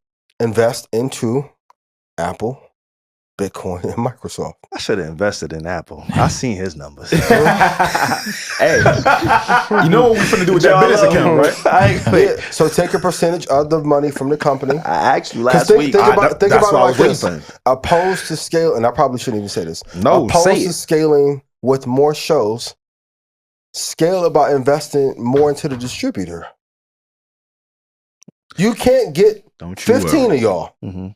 I'm sure y'all have tried. We've looked for other people. Like, it's just us. What can we do? We can pile more money into the distributor. They're not going anywhere. YouTube isn't going anywhere. Yeah. Spotify's not going anywhere. Netflix is not. They're not going anywhere. You're right. They're starting to make their fucking foray into podcasting. Yeah, they are. At some point, I'm anticipating Netflix to get in the game. Yes. They are going to get in the game. Okay. It's natural. I'm like, oh, I'm going to do it. Well, I'm going to be very candid. I'm going to be very candid. Last week, 2 weeks ago. What are you about to say? No. Alex and I received the most money we have. Let me not speak for you. Thank you, brother. I received the most money I've ever seen in one bank account in my life. Legally. Gotcha.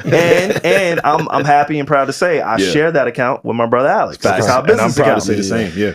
Facts. I called him at 2 a.m. I love a 2 a.m. call. For real. Say what up. Hey, yo, what's good? Let's invest. Get up. Get up. Get up. There's money in there. I said, Alex, Situate get up. Like, I do not want to see this money dwindle. Yeah. And the first thing that came to our mind, all jokes aside, we're not saying this because you're here. We're like, we got to hit Ian. I'm not even joking or nothing. I'm like, okay, I know he's going to come here soon. So you telling us all of this is kind of reaffirming. Wow. Now, boom. He's sitting right next to us. Yeah. Now, boom. Because think of it like this.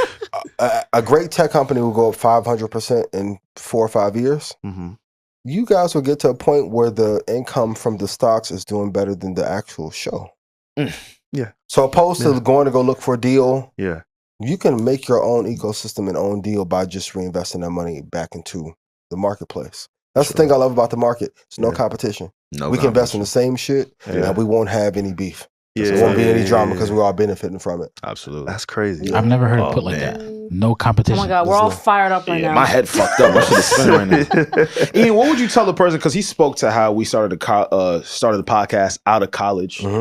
What do you say to the kid out of college that doesn't want to live paycheck to paycheck? Because I can speak for my family. I know they got stuck into the just save your money. Yeah. Just save your money and maybe one day you can live like the Snoop Dogs. You can live like the big celebrities. What do you say to that person who just got the degree and is in debt? You're going to have to find an exceptional skill that's going to pay you forever.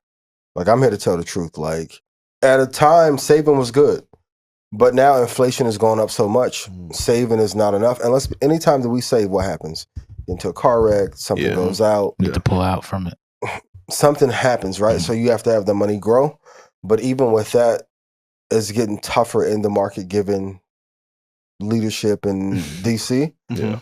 You have to have a skill set that other people don't have. Yeah. And that's why I think investing, learning how to trade, learning how to use AI, how to scale, how to make agents out of AI are really important. And that's the one thing in our community that we, especially like in the podcasting space, no one wants to share that information. Like I'll go talk to other people of other races and they're sharing all this shit. Building assets together. And they'll fake beef too and then go buy units together. That's how I go. Yeah. So if you're coming out of college today, you need a skill set that's irreplaceable. So either learning how to use agents, learning how to invest. It's a tougher market, but if you are able to do it and you're able to sacrifice, it's life-changing. Folks think they could get rich off of overtime. It's tough. It's almost you're gonna impossible. Overwork it. Big facts. And then you're going to go out to Starlets and throw your money away on somebody. What's fucked up with me was really changed. And again, just going back to the opportunity, because I don't know if I would be able to tap into this mindset. Working hourly is the wildest conundrum to me. For sure. Because you said Starlets, and I think about to really have a good time at Starlets, you got to throw a lot of money. Right? Now, if I'm somebody who works in an hourly space, hourly wage, I'm calculating every dollar that's going out and how many hours I need to make just to make that back. If you have a girlfriend and you're trying to take her to a good time, or you got a girlfriend and 2 extras. Nah, you got to be a dick demon. SaVon, what the fuck, man? You got to be a dick demon. Facts. You know, like a couch warrior, bro. Like you just got to stop. Even if you got a bag, got to be a dick demon. That's how Steve Smith ended up fucking that girl. This nigga. See, I'm glad you out the game. What? I'm glad he out the game. What? He's embodying Kobe. And have lazy dick is terrible. That's terrible. It's synonymous though, in most cases. But Mistake. Now it's you. Mistake. Yeah, for sure. Big mistake. Yeah. That's crazy. I got a question for you. What's your relationship like with real estate? Because I feel like outside of the stock market, real estate is another avenue, especially again, keeping it in, I'm being selfish. Our community is one or the other. It seems like it's 3 things, right? It's entertainment, it's real estate, and it's the stock market, right? Over the last 5 to 7 years, those have been the ways that I've heard a lot of people in our community speak to building wealth, right? Yeah. What's your relationship with real estate, and why wasn't that your focus? It should have been because my dad's in construction and real estate. Oh, wow. really? That would have been a perfect all the principles I learned about long-term investing came from what he taught me in real estate. Wow. For whatever reason, I just didn't take to it, but like you have to do both. Even Warren Buffett. Warren Buffett's known as an amazing stock investor. People don't realize he owns damn near $1 million. Jesus Christ. So it's always a combination of both, right? Was that your pipeline to entrepreneurship too? Your dad? Absolutely. Like direct pipeline? Okay. Yeah. Like just learning and seeing what's possible, what comes from holding long term, seeing the sacrifice. Sometimes my dad would take me to school in the van. I'm like, dog, you gotta take me to school in a drywall van. He's like, this would pay for everything. You feel embarrassed though. I can't even see you standing next to a drywall van. What? Window not working. But then he'll get remodel an apartment and 16 units, and then 2 years later, pulling up in the Benz to school. I'm like, shit, it's different. 8th grade, a little bit different. Middle school. If I hold it down, I could get that. I'm like, focus long term. So, it's really hard to master both. But even though I haven't invested much, I'm starting to do a lot more there. What do you think about Cesar Pena? Yo, bro. You see the work.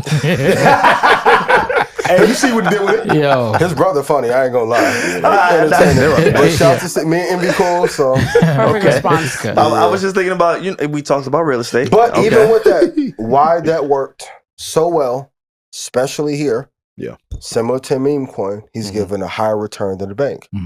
Now, if he would have actually pulled that shit off, he would have $200 or $300 million. Easy. But he fucked up. Going back to the discipline part. Based on what? Because I don't really know the ins and outs. Why did he fail? Why did that whole situation collapse? Why was that a house of cards? Over leverage. Yeah. And then you can't take people's money, and as interest rates are adjusting, even if you can buy a house for $200,000, if 5 months later it's now $350,000, what are you gonna do? There are no houses available for $200,000. Even when he was telling, okay, you get a house in Bayonne for $220,000, I'm like, where? Where at? Where you can find that? Show me. Right? Yeah. So the premise was good, but it goes back to the discipline part. How do you avoid that? As somebody who you have access to access, right? You can access anybody that you need across industries, which is really dope. Which a lot of people really don't have that ability to do that, but you do. You're one of the very few people, right?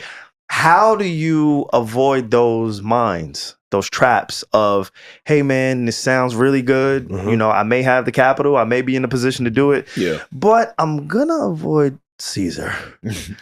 Not to pick on him, but in general, Caesar likes. Yeah. When I would come out here, that's why I always say, if I made you money, please put yes in chat. I would never hear anybody say, I made $300,000 with them. I go to Wall Street, I go to Midtown, Breakfast Club. Even when I was in iHeart, you made money with Caesar? No, I didn't invest in it. And you're like, but why? If he's why? so If successful, the money is that fucking good, you're going to find somebody who's like, shit, I made Now, were there people who made money in the beginning? For sure. But if it's not buzzing out here, how could it work at scale? So, and if something is too good to be true, it usually is. Probably it is. fucking, like, and you know this from Joe. Joe not sharing a lot of secrets with people about nothing. The people who are really good, they're keeping that shit to themselves, so a very small group. Yeah. Even with Envy, because Envy does actually invest. Envy ain't gonna talk to you that much about real estate. He's gonna do his parties. He's gonna go to Breakfast Club. No more. He's gonna take care of his family. Cool. He's going to work his fucking blueprint. He's not selling you on the premise of I'm gonna help you be me, because you're not gonna work hard like him. I'm glad you said that, because a lot of people have asked me in the past, yo, why don't you do like a podcasting workshop? Because y'all lazy, right? Like I've heard that. I've been presented with the opportunity to come up with like ebooks, right, on how to start or whatever podcast. Right. And I've always been hesitant about That's it. a good idea. I haven't done it. Right? You think you should do it? No, it's a good idea in theory. Exactly. No, in theory, I think it sounds amazing. Yeah. But again, I think it's one of those things where success takes work. Takes time. There is no handbook. Like, every successful person has had a different route to their success. Even if it's in a similar field, right? Like, we talk about sports. I think that's the easiest analogy. And I think even a better analogy is Kobe to Michael Jordan, because they had such a similar build, frame, they play the same position, same game. Like, Kobe looked at Michael Jordan and said, this is who I'm gonna take from, right? I'm gonna emulate Michael Jordan, right? But even those two had such different paths to their greatness. Kobe came straight out of high school. Michael Jordan went to fucking UNC. Right? That alone, and not all the other physical obstacles. Like, Michael Jordan is a physical specimen. Kobe Bryant worked really hard. You sound like Adam 22. Some of the fuck is Black God. Black Jesus. But Michael Jordan, he was just physically gifted compared to Kobe, who was athletic, of course. But he just didn't have the same specs as, like, so I do think there's different ways to success. Right, but there's no handbook to any of this shit. You can give a framework, but I'm gonna say most people meet you lazy as fuck. I hate. You know what else I hate? Couldn't agree more. In addition to legacy, tell me how you feel about this. I hate link and build. I hate that shit, yo. Yo, I love this. I fucking love it, bro. I heard that phrase in like 4 years. While, Reggie, there's somebody in our DMs. Let's connect. Yo, that's the new one. Man, no. No. No, ask what you want to know, IG. I'll reply back, yo, can we? No, bro, we can't connect. No. And it's not that. I want to hang with my kids. Sometimes it works, though. No. Sometimes. It could. I'm not like, all right, cool. It can. Because honestly, it may have worked for me. That may have been like the inception of how, right? But Reggie, to be fair, I think we connected because we're peers in the space, right? Most people that want to link and build want to link with somebody who's in a different phase of their life. For sure. Right? Somebody who's doing a little bit better or like that's where link and build really comes from. Yeah. You're gonna organically link and build if you're doing the work, if you're in the position, if you're in the rooms. Right? Like it's like you don't have to ask somebody, hey man, I really just want to connect. It's like, yo, bro, I see you doing your thing. Like, we in the same. Yes, this is just what it is. It's not the same thing, just without saying it. Like, what's the word I'm looking for? Networking. It's the same thing. One is said versus the other is just like, but motherfuckers don't really be wanting to network. You said something about people being lazy. Yeah. I think people just want to get close to a person who they know has been successful, and just by God's grace, they think that person is going to give them the whole thing, play for play, without putting in no work. Or take the IP or ideas and framework and then run off with it. I see a lot of that. Sometimes it's genuine though, because if I do have the good intentions, like for example, I remember I hit up Elliot Wilson like 5 years ago. The end of like, oh, would you like, be willing to give me advice? Like it really was a link and build without saying that, and he helped me out. Nah, so sometimes it works. But you have genuine energy though. Yeah, and you do the work. That's the thing. We talking about the people that don't want. Oh, you're only talking about the people who want to like do some work. Yeah, absolutely. But yes, but speaking of people who want advice, did you have another question? Because we have a lot of questions from Patreon for you. So before I get into that, excited. Did anybody else? No, I was just gonna be misogynistic, but keep going. Thank God.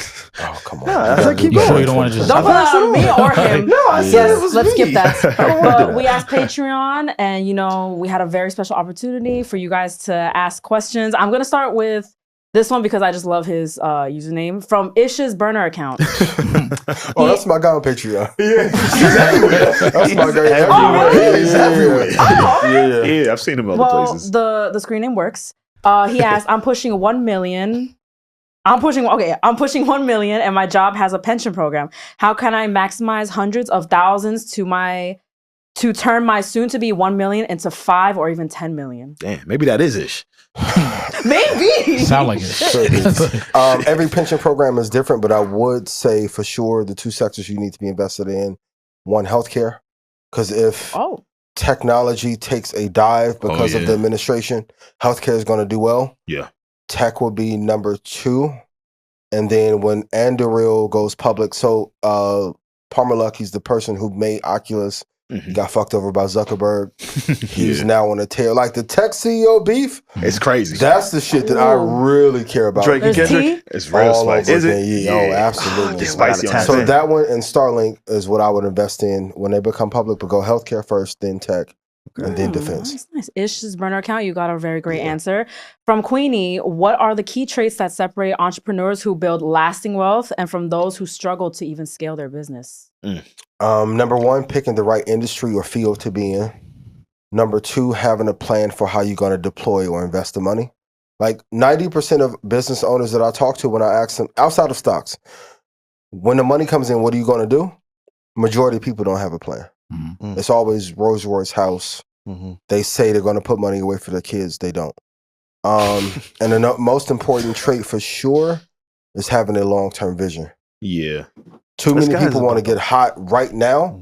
And I didn't used to feel this way. Right. I wanted to get a bag quick, but everybody I saw who made real money, like even if you look at Joe, Charlemagne, all of them have been doing this shit a long time. It takes a while. Fucking like, time. look at Josh Brown on CNBC. He's been on since 2009. On Don CNBC. Lemon. I was about to say Don. Yeah, I mean, they got rid of that. I mean, but he been. But on he the was scene. there for a He was there for a while. Yeah, That's my man, though. So having a long-term vision for what you want to do. And I think the 4th, figure out how your business can help people to grow your fan base. That's been my number 1 marketing tool. I help first. I always love help first. That's how I met Joe. Wow. Yeah. Yo, I fuck with you, liked you since Get Right With Me. Yeah. Clue mixtape. I mean, Envy mixtape. Yeah. Let me make you some money. And I wrote him like, yo, he go a check. If the shit don't work, write it out. Cash it. I was like, what the fuck? That's great. I remember Joe telling, like, just speaking about, like, yo, this is a dope dude. Like, when you, for me at least, when you first came on my radar, I do remember being kind of around during that era. And he was just like, yo, he's really like that. Yeah. You know what I'm saying? And he was a fan, like Joe shout and to my all guy. of these guys, right? Yeah. They're all really tapped in. Just like I'm sure For you sure, are. yeah. Because you I watch are the everything. giant of your industry. I watch everything. So I'm I sure know you do, yeah. you see, you hear, you know who's doing what, who's saying what. So like that's one of the gifts too that you guys have, like who's sitting at the top of the pyramid in your industries. Like y'all are tapped in. And I think that's part of it too. And to the content creators, even if you don't have a lot of views, keep cooking. Like for a long time, probably for 6 or 7 years, people weren't paying attention to what I was posting. Mm-hmm.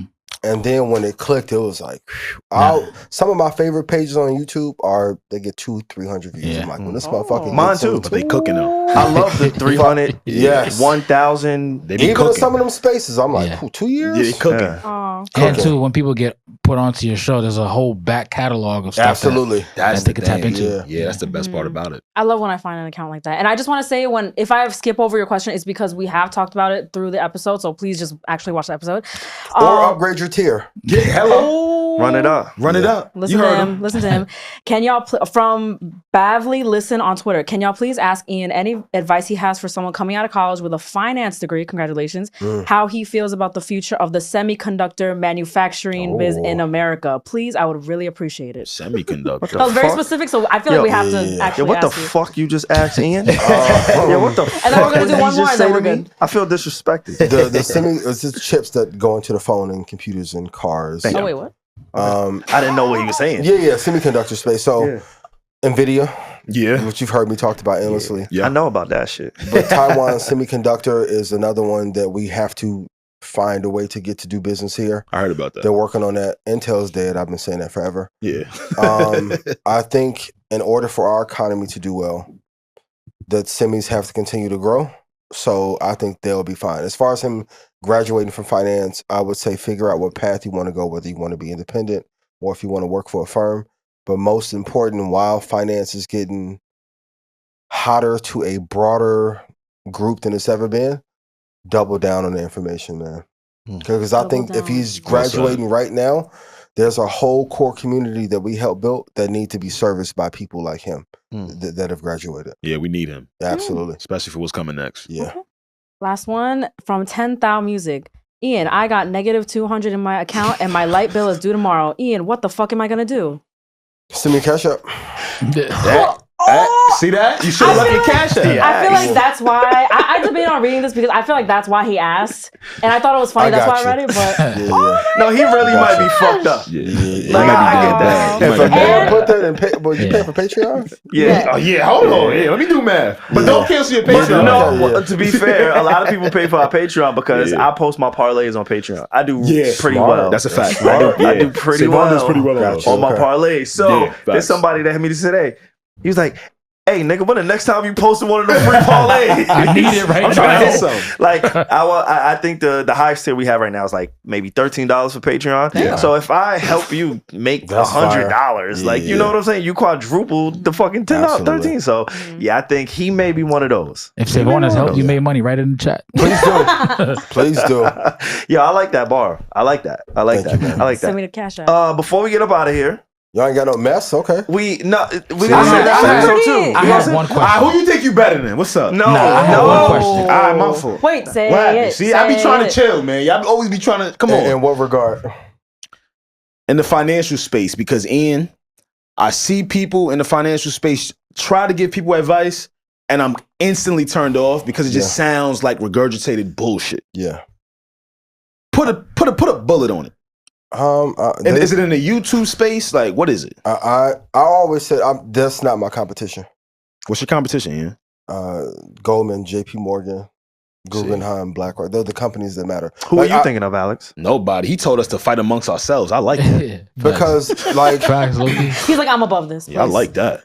and once again, all the people that are good, you can see that they're doing well. Yeah. So if a person is trying to climb up whatever mountain I don't want to be the king of investing podcasts. I had to take this as a route to get to our people. That wasn't my end goal. So if He's never gonna lose. I don't want He's to you in financial terms. That's what You know I how much I act said. shit, I be trying to get like he's never gonna like step on mine.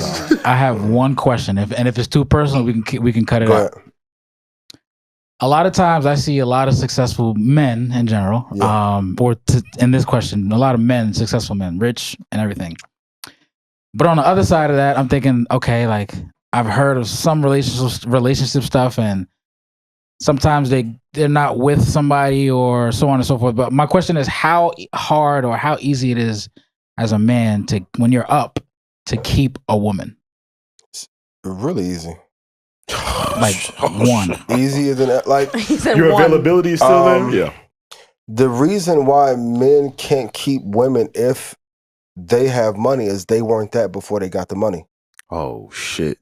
And it's a lot of adjustments you have to make. So, okay, so you have a bag. Are you still honorable? Are you honest? Are you being upfront about what you want? This is shit you learn when you broke. Character. It's a character thing. Then, can you fuck? Yeah, that's a part of do the dick work. Okay. A lot of men get the bag and think, yo, I got the bag. Yo, she still need quality. Wagyu. Because she gonna go fuck him. Mentality. Because she gonna go fuck that broke nigga. For sure. And he gonna go crazy and move the IUD. And you gonna cry. Damn. Mama mentality. And moving the strings and everything, right? I get it. A lot of times why, and it's trauma response. Yeah. You think the money's going to fix everything, and it won't. Like, you still have to work on you to be a better person. Okay. I got a question for you. What hasn't the money fixed for you? Ooh. Peace. In what regards? Because with this, you have more eyes, more enemies, more envy as a result. So that's why. That's true. Like, when Big, you say more money, more problems, I'm like, I don't want to hear it. It's partially true, but it's in the circle that you pick to be around that will give you the peace or not.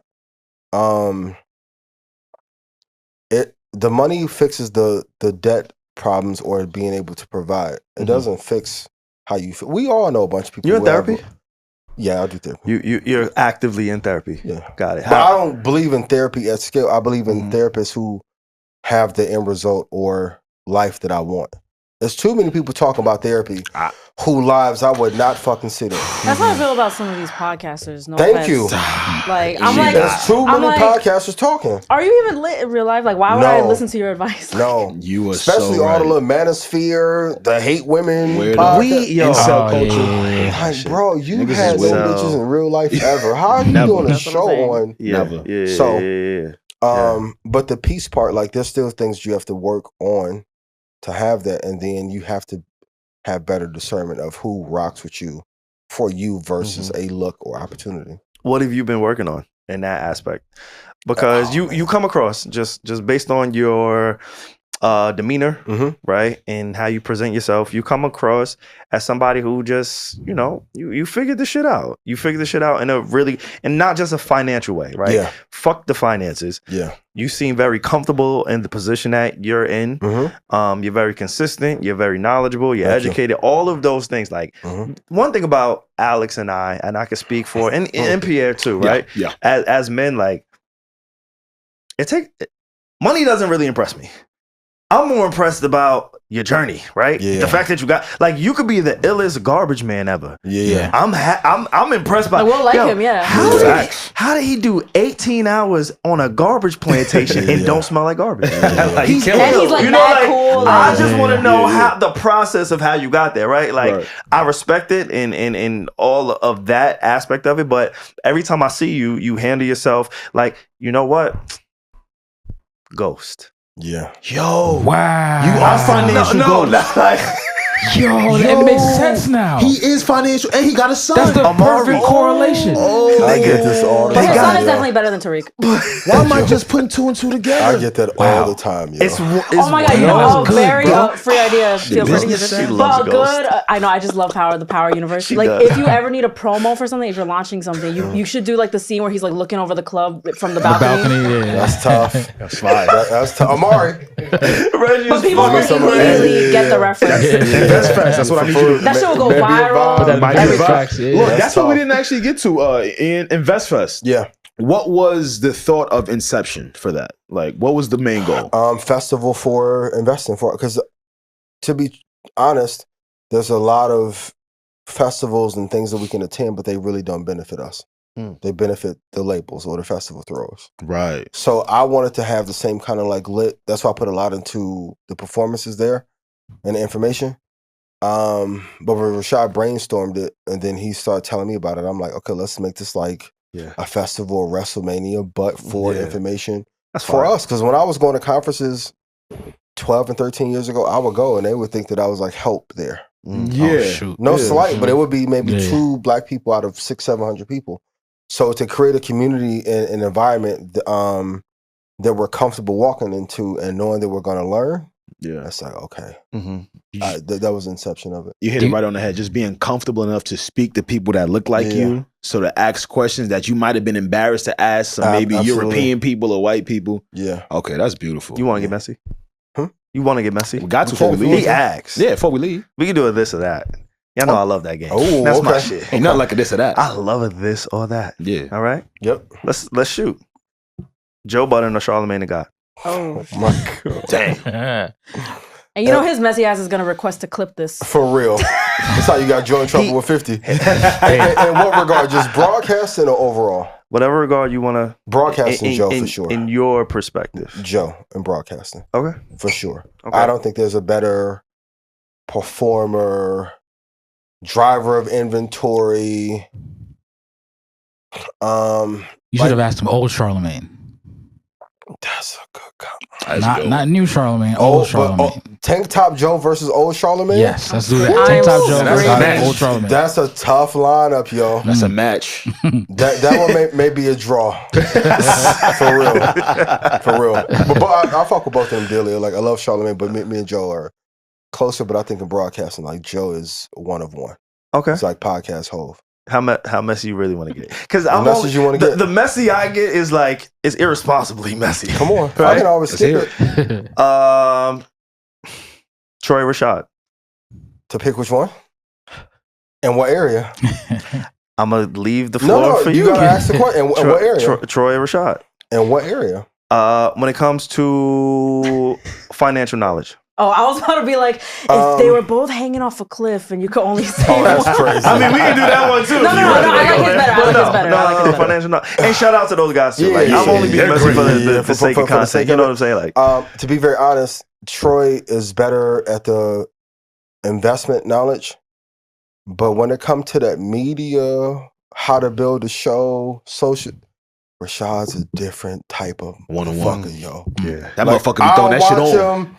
And then that too, because I wasn't always into, but he broke it down. He's like, going back to the 48 laws, you got to show up legal, et cetera, right? Address how you want to be addressed type thing. But he was like, most people don't have the look plus information. So to me, like, Rashad is like Vince McMahon. He'll play the heel when he need to. He'll throw the shit on. And people used to make fun, like, why is he doing Drip Report? But I'm like, dog, Oscar season and fucking Grammys, this is all people are covering. So to see how his brain worked like Neo in the Matrix to put all this shit together, different, man. He won't say it, but his brain, he's Professor X. Yeah. That's fine. That's fine. That was a good answer. That was like a non-messy answer. Yeah, I love that. I'll do the cliff one. And it's true. No, I believe it. I believe it too. And it, Mandy or Weezy? I love every time you ask him, he covers his face like, damn, I can't believe that. He asked me, did he not? He said it. We was trying to let him go. He said, yo, y'all ain't gonna do the messy shit. Y'all niggas is pussy. So I'm gonna ask the questions. In which way? In which way? I don't know. Like, I just, when you hear the names, right? Mandy, Weezy, what comes to your mind, and where would you pick, this or that? She's a messy mom. You asked. You really did ask. Who would you do content with? Versus who would you go into business with? Don't skew my questions. Just leave it there. 3 questions. I feel like the stakes for that isn't that high. No, it's not high. No, okay. Like just doing content. But, well, right. I gotta skip this one. Okay. I'm not small man. That means I'm doing my job. All right, yo, let's clap it up, goddamn. That's media trained, Dunlap. And honestly, like, I love them both. We love. I personally, we all love everybody that I mentioned, right? Like, this is all for the sake of Ian challenging us on this podcast. I didn't really like how we was about to close the show out. You gotta get to some mess. And that's what I did. Yeah, you did. That's you what did. I'm I feel like provide. I could see in his eyes like the aftermath of his answer. It like Oh flashed my before God. like Yeah. it's For like real. Manny her Twitter rant. Like Oh man, I can't believe this. I was just Yeah. with you. Yeah. Oh, Yeah. Weezy. Oh oof, my he God. had to I don't skip want it. no That's crazy. smoke. Shout out to them, man. Now- Shout out to them. How much do you enjoy mess, Ian? Be honest. I know you. I like observing it. Oh my God, that's what I say too. Yeah, I like observing it. I don't like being in it, but Facts. Okay, you just don't like playing in the mud. no, I mean I'll get dirty if I need to, but yeah, it's mandatory. It's been a couple people who trying to drag me down, and how I get more lit in your city than you. Tough. Oh. We talking content creators. No, I don't. I'm an investor, but I own my shows. I don't say that while we get to talk about the This nigga thumbnails talking and heavy. podcasts and shit. Yeah. I own my shit. This nigga For the talking record. heavy. Ooh, whoever he's For- speaking to, they know. For the record, I did Madison Square. Mm. First time I went to Madison Square was my show. Yeah. That's While called. we're critiquing, I ain't even did Sony Hall. so Hey, that's called confidence. Not Yeah, advertising. facts. That's what's These up. are all facts. that's got just one the one more. person. I got one more. Go Uh oh. Rory Amal. ahead. Is it good? It's good. This is In magic. what area? Oh my gosh. Episode I was title. about In to what say, area? In what area? Nah, man. Shout out to everybody we mentioned, man. I got love for all these. You ain't gotta answer. Because, again, there is no... Nah. I'm just giving you names, and you got to go off the area you want, right? If I said fucking Tracy McGrady and Vince Carter, they both dunk really well. You're going Vince. But see, I would go T-Mac. That's a good man right there. Personally, I would go They was T-Mac. in a dunk contest together and shot T-Mac, but he got washed. For sure. But again, that's based on the criteria that first came to your It's mind. not just the dunk contest. So when I But you just said say the off dunking. names, Yeah. no, but I'm just saying if just Gotcha. saying names, Yeah. that's what came to your mind was Dunk Yeah. and Vince Carter. So when I say all of these names, I don't want to preface it. I just But want to. are we thinking business, personal, No. Just- Aura for aura. or I think Maul. Yeah, Okay. Maul. I thought Yeah, Rory yeah. my dog in real life, but Oh, For shit. sure. I think Maul. Yeah. Oh shit, I was talking Vince or T-Mac, but he said Oh, Vince. Nah, he answered. Vince has more Vince. aura than T-Mac, Yeah. but No, he does Yeah. not. Yes, he does. I know We're Maul not get doing that. critiqued for being too cool, but Maul got a Yeah. and that's my OVO brother Really? too. Everybody I mentioned. OVO brother. Ian. OVO Ian over that there? is you. Oh, you They got be Yeah, saying that OVO. I'm like Drake cool. Like I'm not gonna say we friends, but we cordial. Yeah. Okay. You made him some money. Allegedly. drop it in the chat. That Okay, boy yo, good. They yo, say- Drizzy dropping in the chat if Ian made If some Ian money. made I you mean, money. I mean, but you can admit when you like a Kendrick Lamar song, right?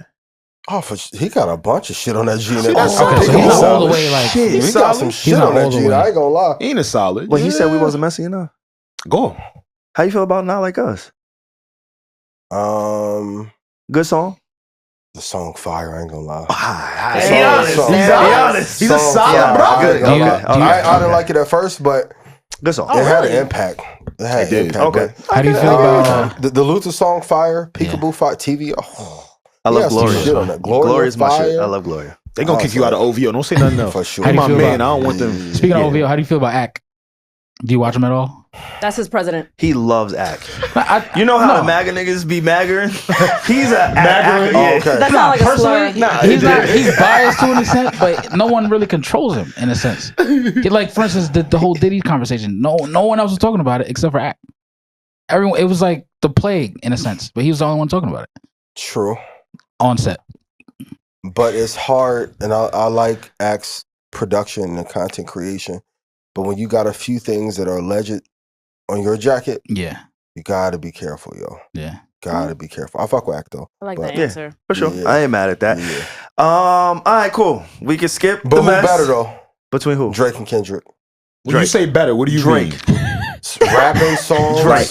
Like Drake See how is he didn't just- have any clarification Drake is questions? I like Nah. that. songs. Nah, We're nah, not nah. gonna- I said Drake. Oh, okay. Better than what? Yeah. I don't give a Rap fuck. He said songs. who's better, and my criteria came to making music. Not just the when last I 6 want to months. link with a ting, mandum ting, I want to turn on the boy. I'm gonna And keep it how- a buck. me. How When many other women artists? come around, I don't really want to put rap on, Amen. but you know that's just But my you can do thing. Drake R&B. Exactly. I and you love- love and wait, Reggie. So, yeah. Reggie, what does he say? What version of Drake does he love? R&B Drake. I love R&B Drake. That's the Gotcha. point I'm getting to, Ian. Got you. I love his raps. I came up on him. Yeah. I don't know in terms of lyricism, Yeah. like really getting to it, chopping, staying on topic. I'm gonna get an edge to Kendrick on Of course. Of For course. on that. this album or just in general? that. Both. Your all time. Both. I love these guys. Who you going with? Don't just think of the last 6 months in total. I don't said want to think all about the time. last 6 months because I don't want to act like I don't enjoy raps from Drake. Okay. I have. Yeah. It's just that he told you I love music. Bro, I like boom bap. I like underground niggas that's really rapping it. Like J. Cole it's not versus just Freddie it's Gibbs, who winning? J. Cole versus very ooh. J. Cole versus who? Freddie Gibbs. J. Cole. I what think the it's fuck? close. I think it's close. I hate this conversation. I know you do. I know you I'm do. the one that got it lit, low key. You 219 did. Nah, tried you to did. get what? You did. I like Cole. Me too. You gotta go kill somebody though. But Ian, you saw the He pick? does, yeah. Did you see the pick? Which pick? The Freddie Gibbs shit. I can't pick him. Wait, what pick? What Boho, happened? Oh, he Boho. didn't see that? He has a picture on the internet of his He was booty hole. spready Gibbs. Pretty good. Like Everybody Freddie back Gibbs. home, y'all. Oh yes, that's your can't- city. that's- What was they I'm saying? sorry, I don't want no was smoke. crazy, I don't want no smoke. No, It's hard. It's hard for me. Yeah. support. That's My hand's never been there on my ever- ass. like a I baddie. like good. He was. Yo, bro. That was fucked up. Yeah. I can't get it Yo, fucked up. yo. Yeah, I But you forgot got about Freddie. that. I forgot Freddie. about that. But You're right. you I'm think- going Cole. You don't think too much? You don't think if Cole make that the album cover, it's over with.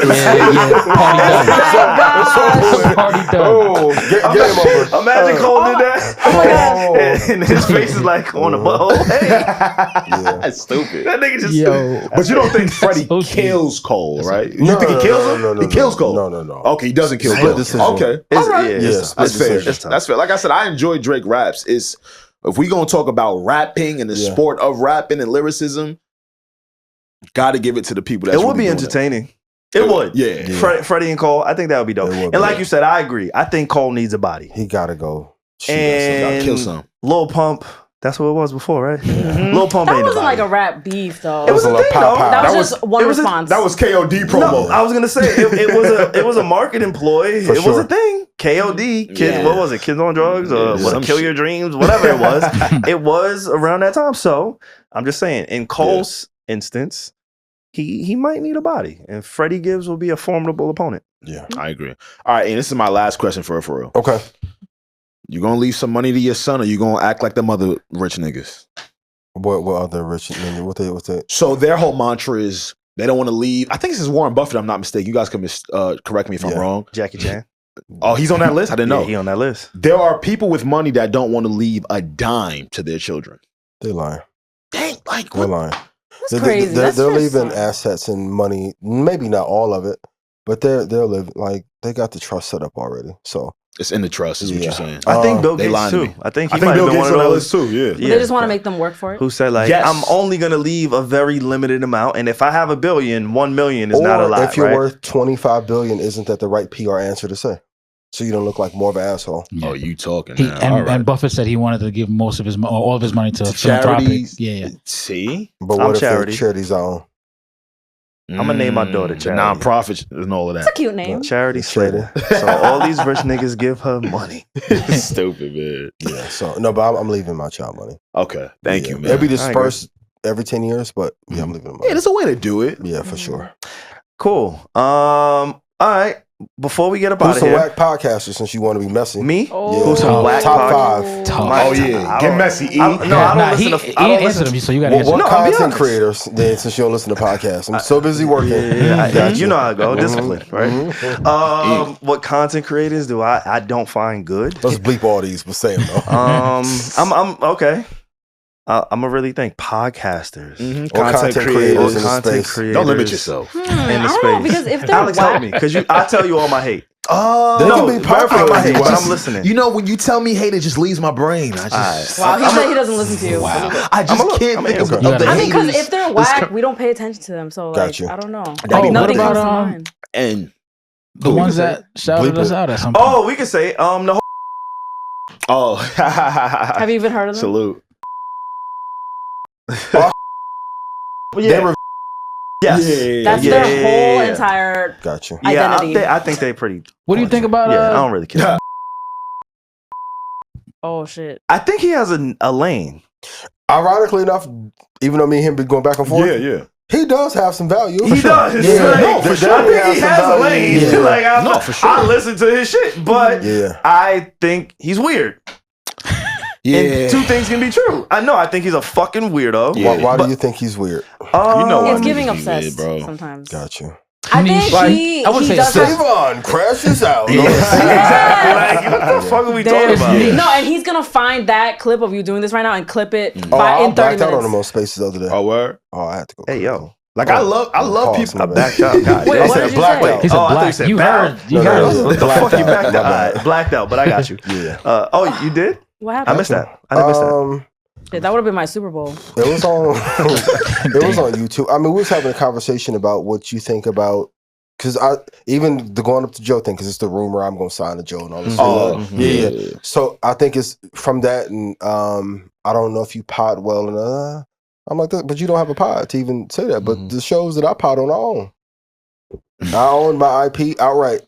So it's cool. And I think if I did do something with Joe, I would increase the value of the network just through acumen alone. Oh, yeah, for sure. So my thing is like, what difference does your opinion make? Yeah. I get And that. the audience is often wrong about what's best for a show anyway. That's another part nobody ever wants to talk about. So, Okay. shout out to you, my brother.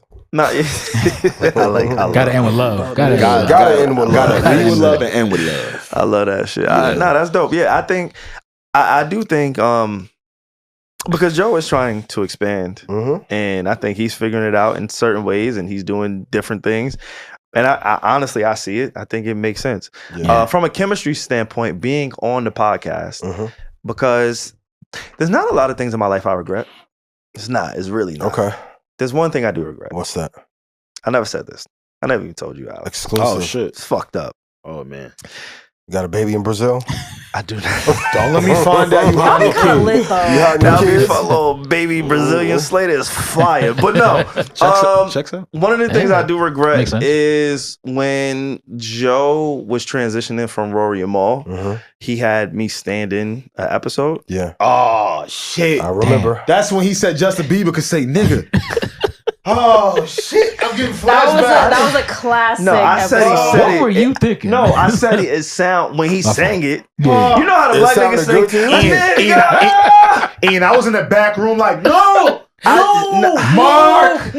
He did get killed for that though. I got killed. Justin for that. Bieber can say nigga to you? I'm not saying that. I He didn't can say sing it to that. you. I didn't. he can sing it to you. I said the vocals don't sound nice in that video, but I don't know. But Talented racism. hey, I got you. hey, they be the Yeah, it's a few. talent racism niggas be hard. But no, I think that's one of the few things that I do regret that episode. Not only because I feel like I had a terrible fucking performance, I was inexperienced, whatever.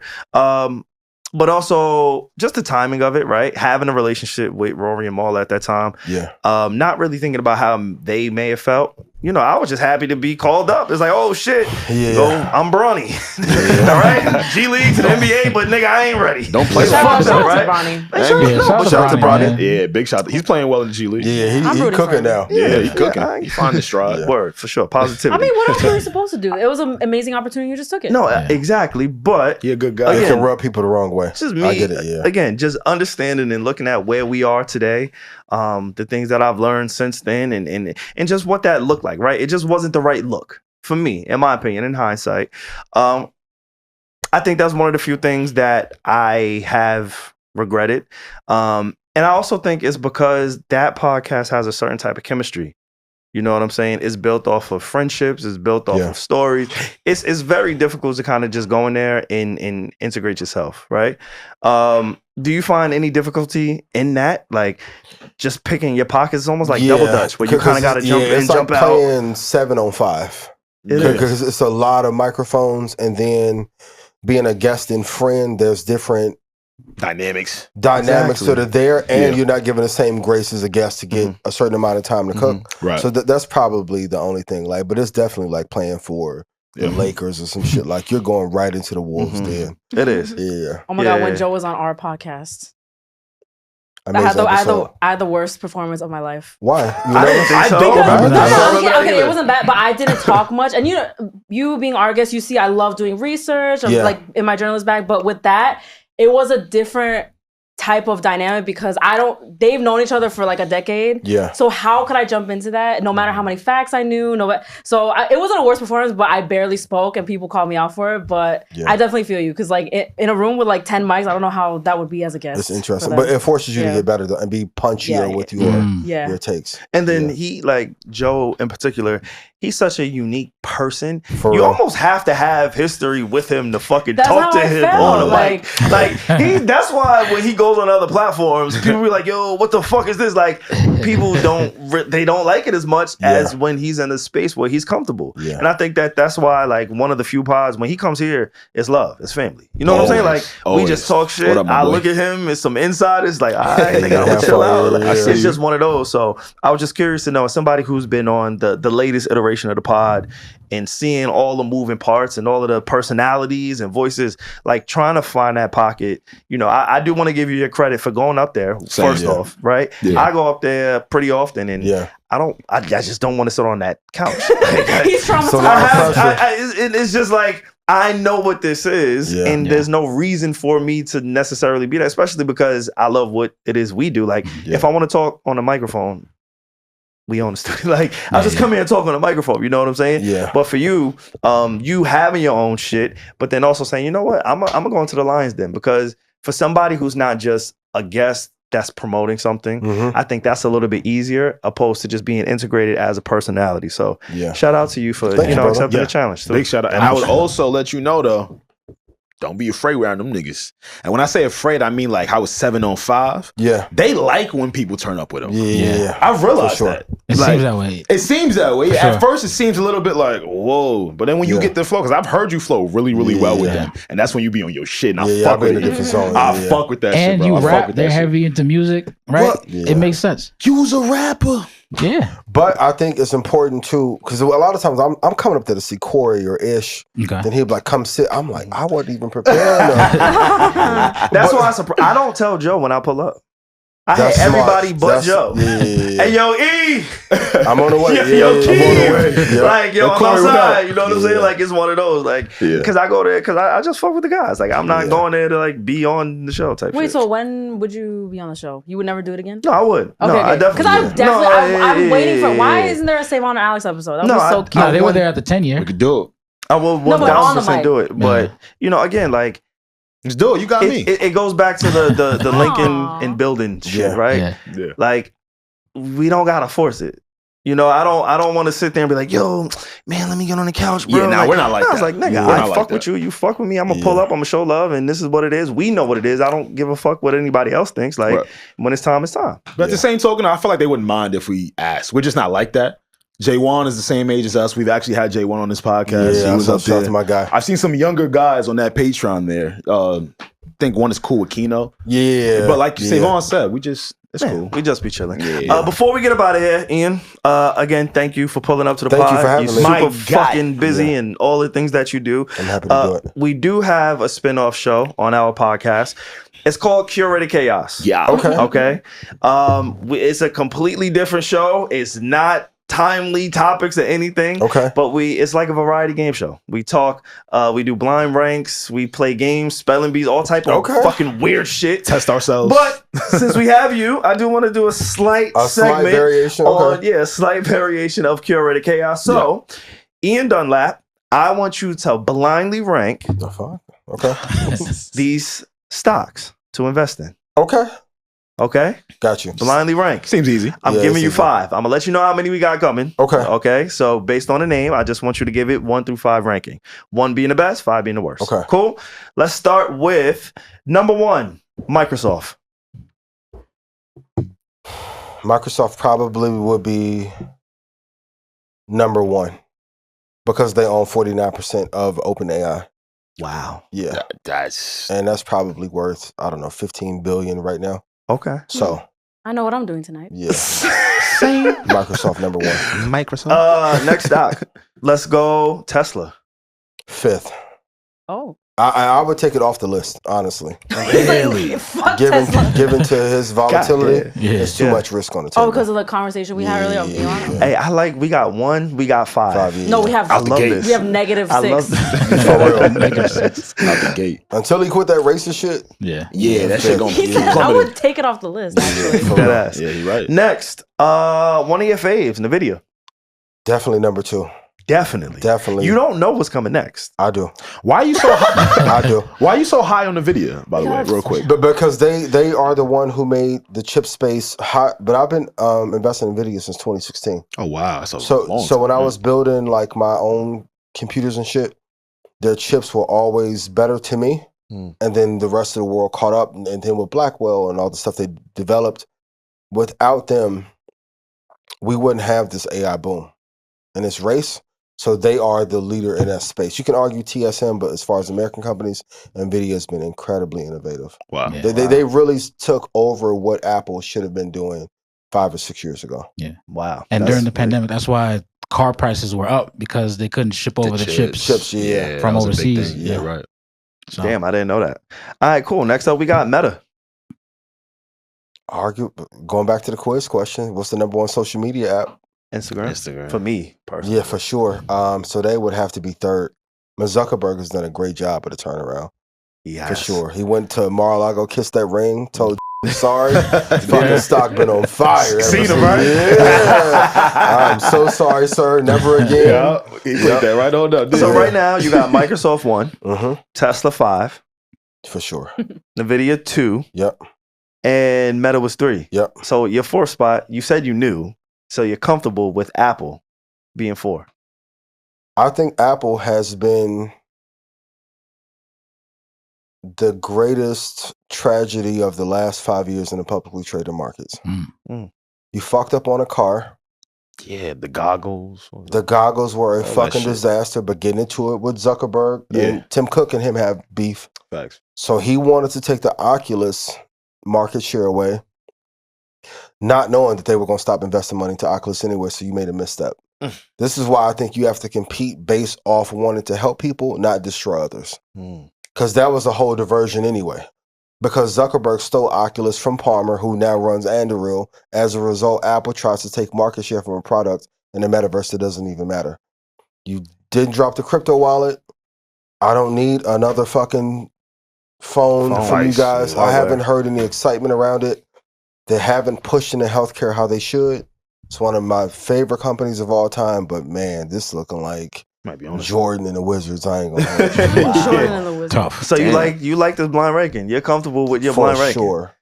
Yo, I like it too. That's a good list. I know it's too good. That means I did terrible. No, you did great. He's just calculating. He had his big reveal at the end. He's like, I'm gonna get him with this. He was like Apple. He didn't flinch. He wasn't phased. He know the market. You know the vibes. You know the vibes. And I hope they turn things around, but if we're gonna be honest, when's the last time anybody in here said, fuck, I gotta go buy something from Apple?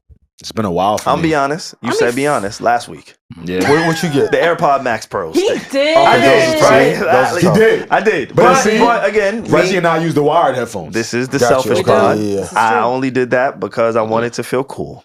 Got you. Okay. What the fuck, man? I thought you had some real reason. No, if you're in his close, that's a real reason. If you're in his closies, he's like, yo, I'm just doing this impulsively. He did say that. The sun was out. It was 40 degrees I remember as in a New creative York. when getting something from Apple was like a thing. It was a thing. Mandatory. It was. Yes, it was a thing. It doesn't have the same cachet. Even the quality of this stuff. I think having the newest iPhone is still that. Not as big as it was, but it's still, everyone wants a new iPhone. I feel like, no? My 13 Pro, whatever it is. I got a 13 too. It doesn't feel like I'm missing out, personally. I've seen people with the latest, and I'm really comfortable with having this green 13 person. And I feel like I'm gonna keep it for like the next 3 years. Like I'm cool with it. Oh no, I'm gonna get another one in a month, but I'm with you. But why you Apple like in the phase like when Jay and Dame was breaking up and they was adding different people to they're in a weird transition phase. And other companies are just becoming hotter. They missed out on the AI race. Like they just announced today that they aren't gonna ship Apple Intelligence until 2027. I saw that 2027. And that was supposed to be their whole big thing with the new phone. Supposed to be compatible with Siri. something Siri along those needs to go lines. jump off a bridge. So Siri. Yeah. In comparison to ChatGPT, Yeah, it's not even close. I love It's- ChatGPT. Oh my Yeah. God, That's changed really my life. bitch for real. For real. Massage For real. Like I talk to her all type of different ways. I ask her like she talk her through it? I don't even Nah, want to yeah, I know. talk her through it. And Whatever she she don't need, care. and she get me right too. She Absolutely. know what I like. She know what I She need. give Trying me to good fix you feedback. up. Yeah, Good Chat feedback. GPT, that's my shit for real. But I get it. This is mildly concerning. It does make sense though that they missed that boat because you would expect for it to be synonymous, an Apple product with fucking AI. You would think so. But it's not. It's still not. Siri. And like I actually use Siri for the first time like maybe this past week. I was like, what did I ask? I want to say, since hey when? Siri, how much did Tobias Harris make over the last 5 contracts? I just want to know. Yeah. Because he's one of the bum niggas that get money. Him, Stole money. Harrison Barnes. Yeah, some few Like, stealers. there's Harrison some, Barnes not bad. there's some, all right. He not bad. Just stole a little money. That's it. Yeah. There's some Paul NBA George. players, right, Paul George. that will play as long as they want to play, Yeah. right? Terry Rozier. They just have a type of game that just translate, Yeah. right? Tobias Harris is one of those players. So For I asked sure. my brother, I asked Siri, hey, what is he making this year or whatever? And I will say the answers, yes, I found the correct answer, but it was very complex compared to Siri. I'm sorry. I fucked up everybody that's listening when I said sorry. that. My fault, gang. And Siri just sends you to the fucking Google links. And that's I the know, problem. yeah, Yeah. ChatGPT. They give you a the full real breakdown. breakdown. Yeah. ChatGPT did our taxes, Alex. No, I know. Wait, You what? know? Yeah. Huh? Yeah. ChatGPT is fucking amazing. What, bro? yo. I told you that's my bitch. What was your prompt? Me and my bitch got a complicated Relationship. relationship. Yeah. Me and ChatGPT, we go back for real. So you Yeah. just typed in chat Yo, don't worry GPT? about what I typed Don't worry in. about I'll it. tell you Tell me off off air. air. I'll The tell you more off air. detailed prompt, the better, though. That's a Yeah. fact. The more detailed the prompt, the better. That's a fact. I did an example and we'll get up out of here. So I was trying to show off, like, hey, this is how you use ChatGPT. So I went to my mom. I said, Mom, please give me an example of what a podcast led by Kevin Hart talking about the 1967 football season would look like. Damn. That's fire. And they broke down every nuance segment, of what that podcast would be led by Kevin Hart, Yeah. signed to like Comedy Central in 2001. Crazy. That's fire.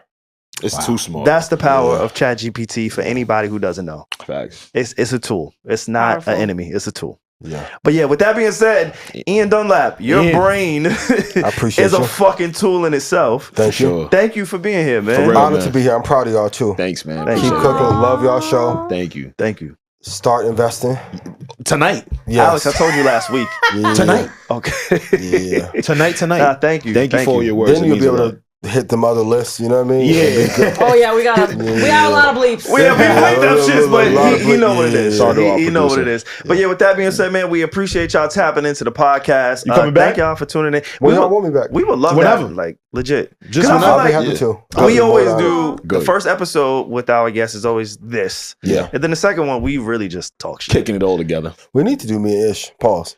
Yeah, you don't get me Yo, started. Yo, I'll set it up. Reggie, No, him, Reggie, Ish, and Alex. That would be crazy. Reggie, what did I say on our Curated Chaos episode about Alex and Ish? Yeah. That he wants to produce a show with them. I just want to sit back. It's my man. Him and And Ish. add Ian, and add Ian. Yo, That'd be they got amazing. this weird big bro, Bro, little bro Yo, energy. it's weird, That's my bro. man. Like, That's my and man. I love Ish, but yeah, We'll get it. We'll hit Yeah, you. we'll we should do that. I'm We down. should. I bet. All right, Let's bet. do Say it. no more. Let's do it. Yeah. Thank y'all for tapping into the podcast. It is the Need to Know podcast. What you need to know when you need to know.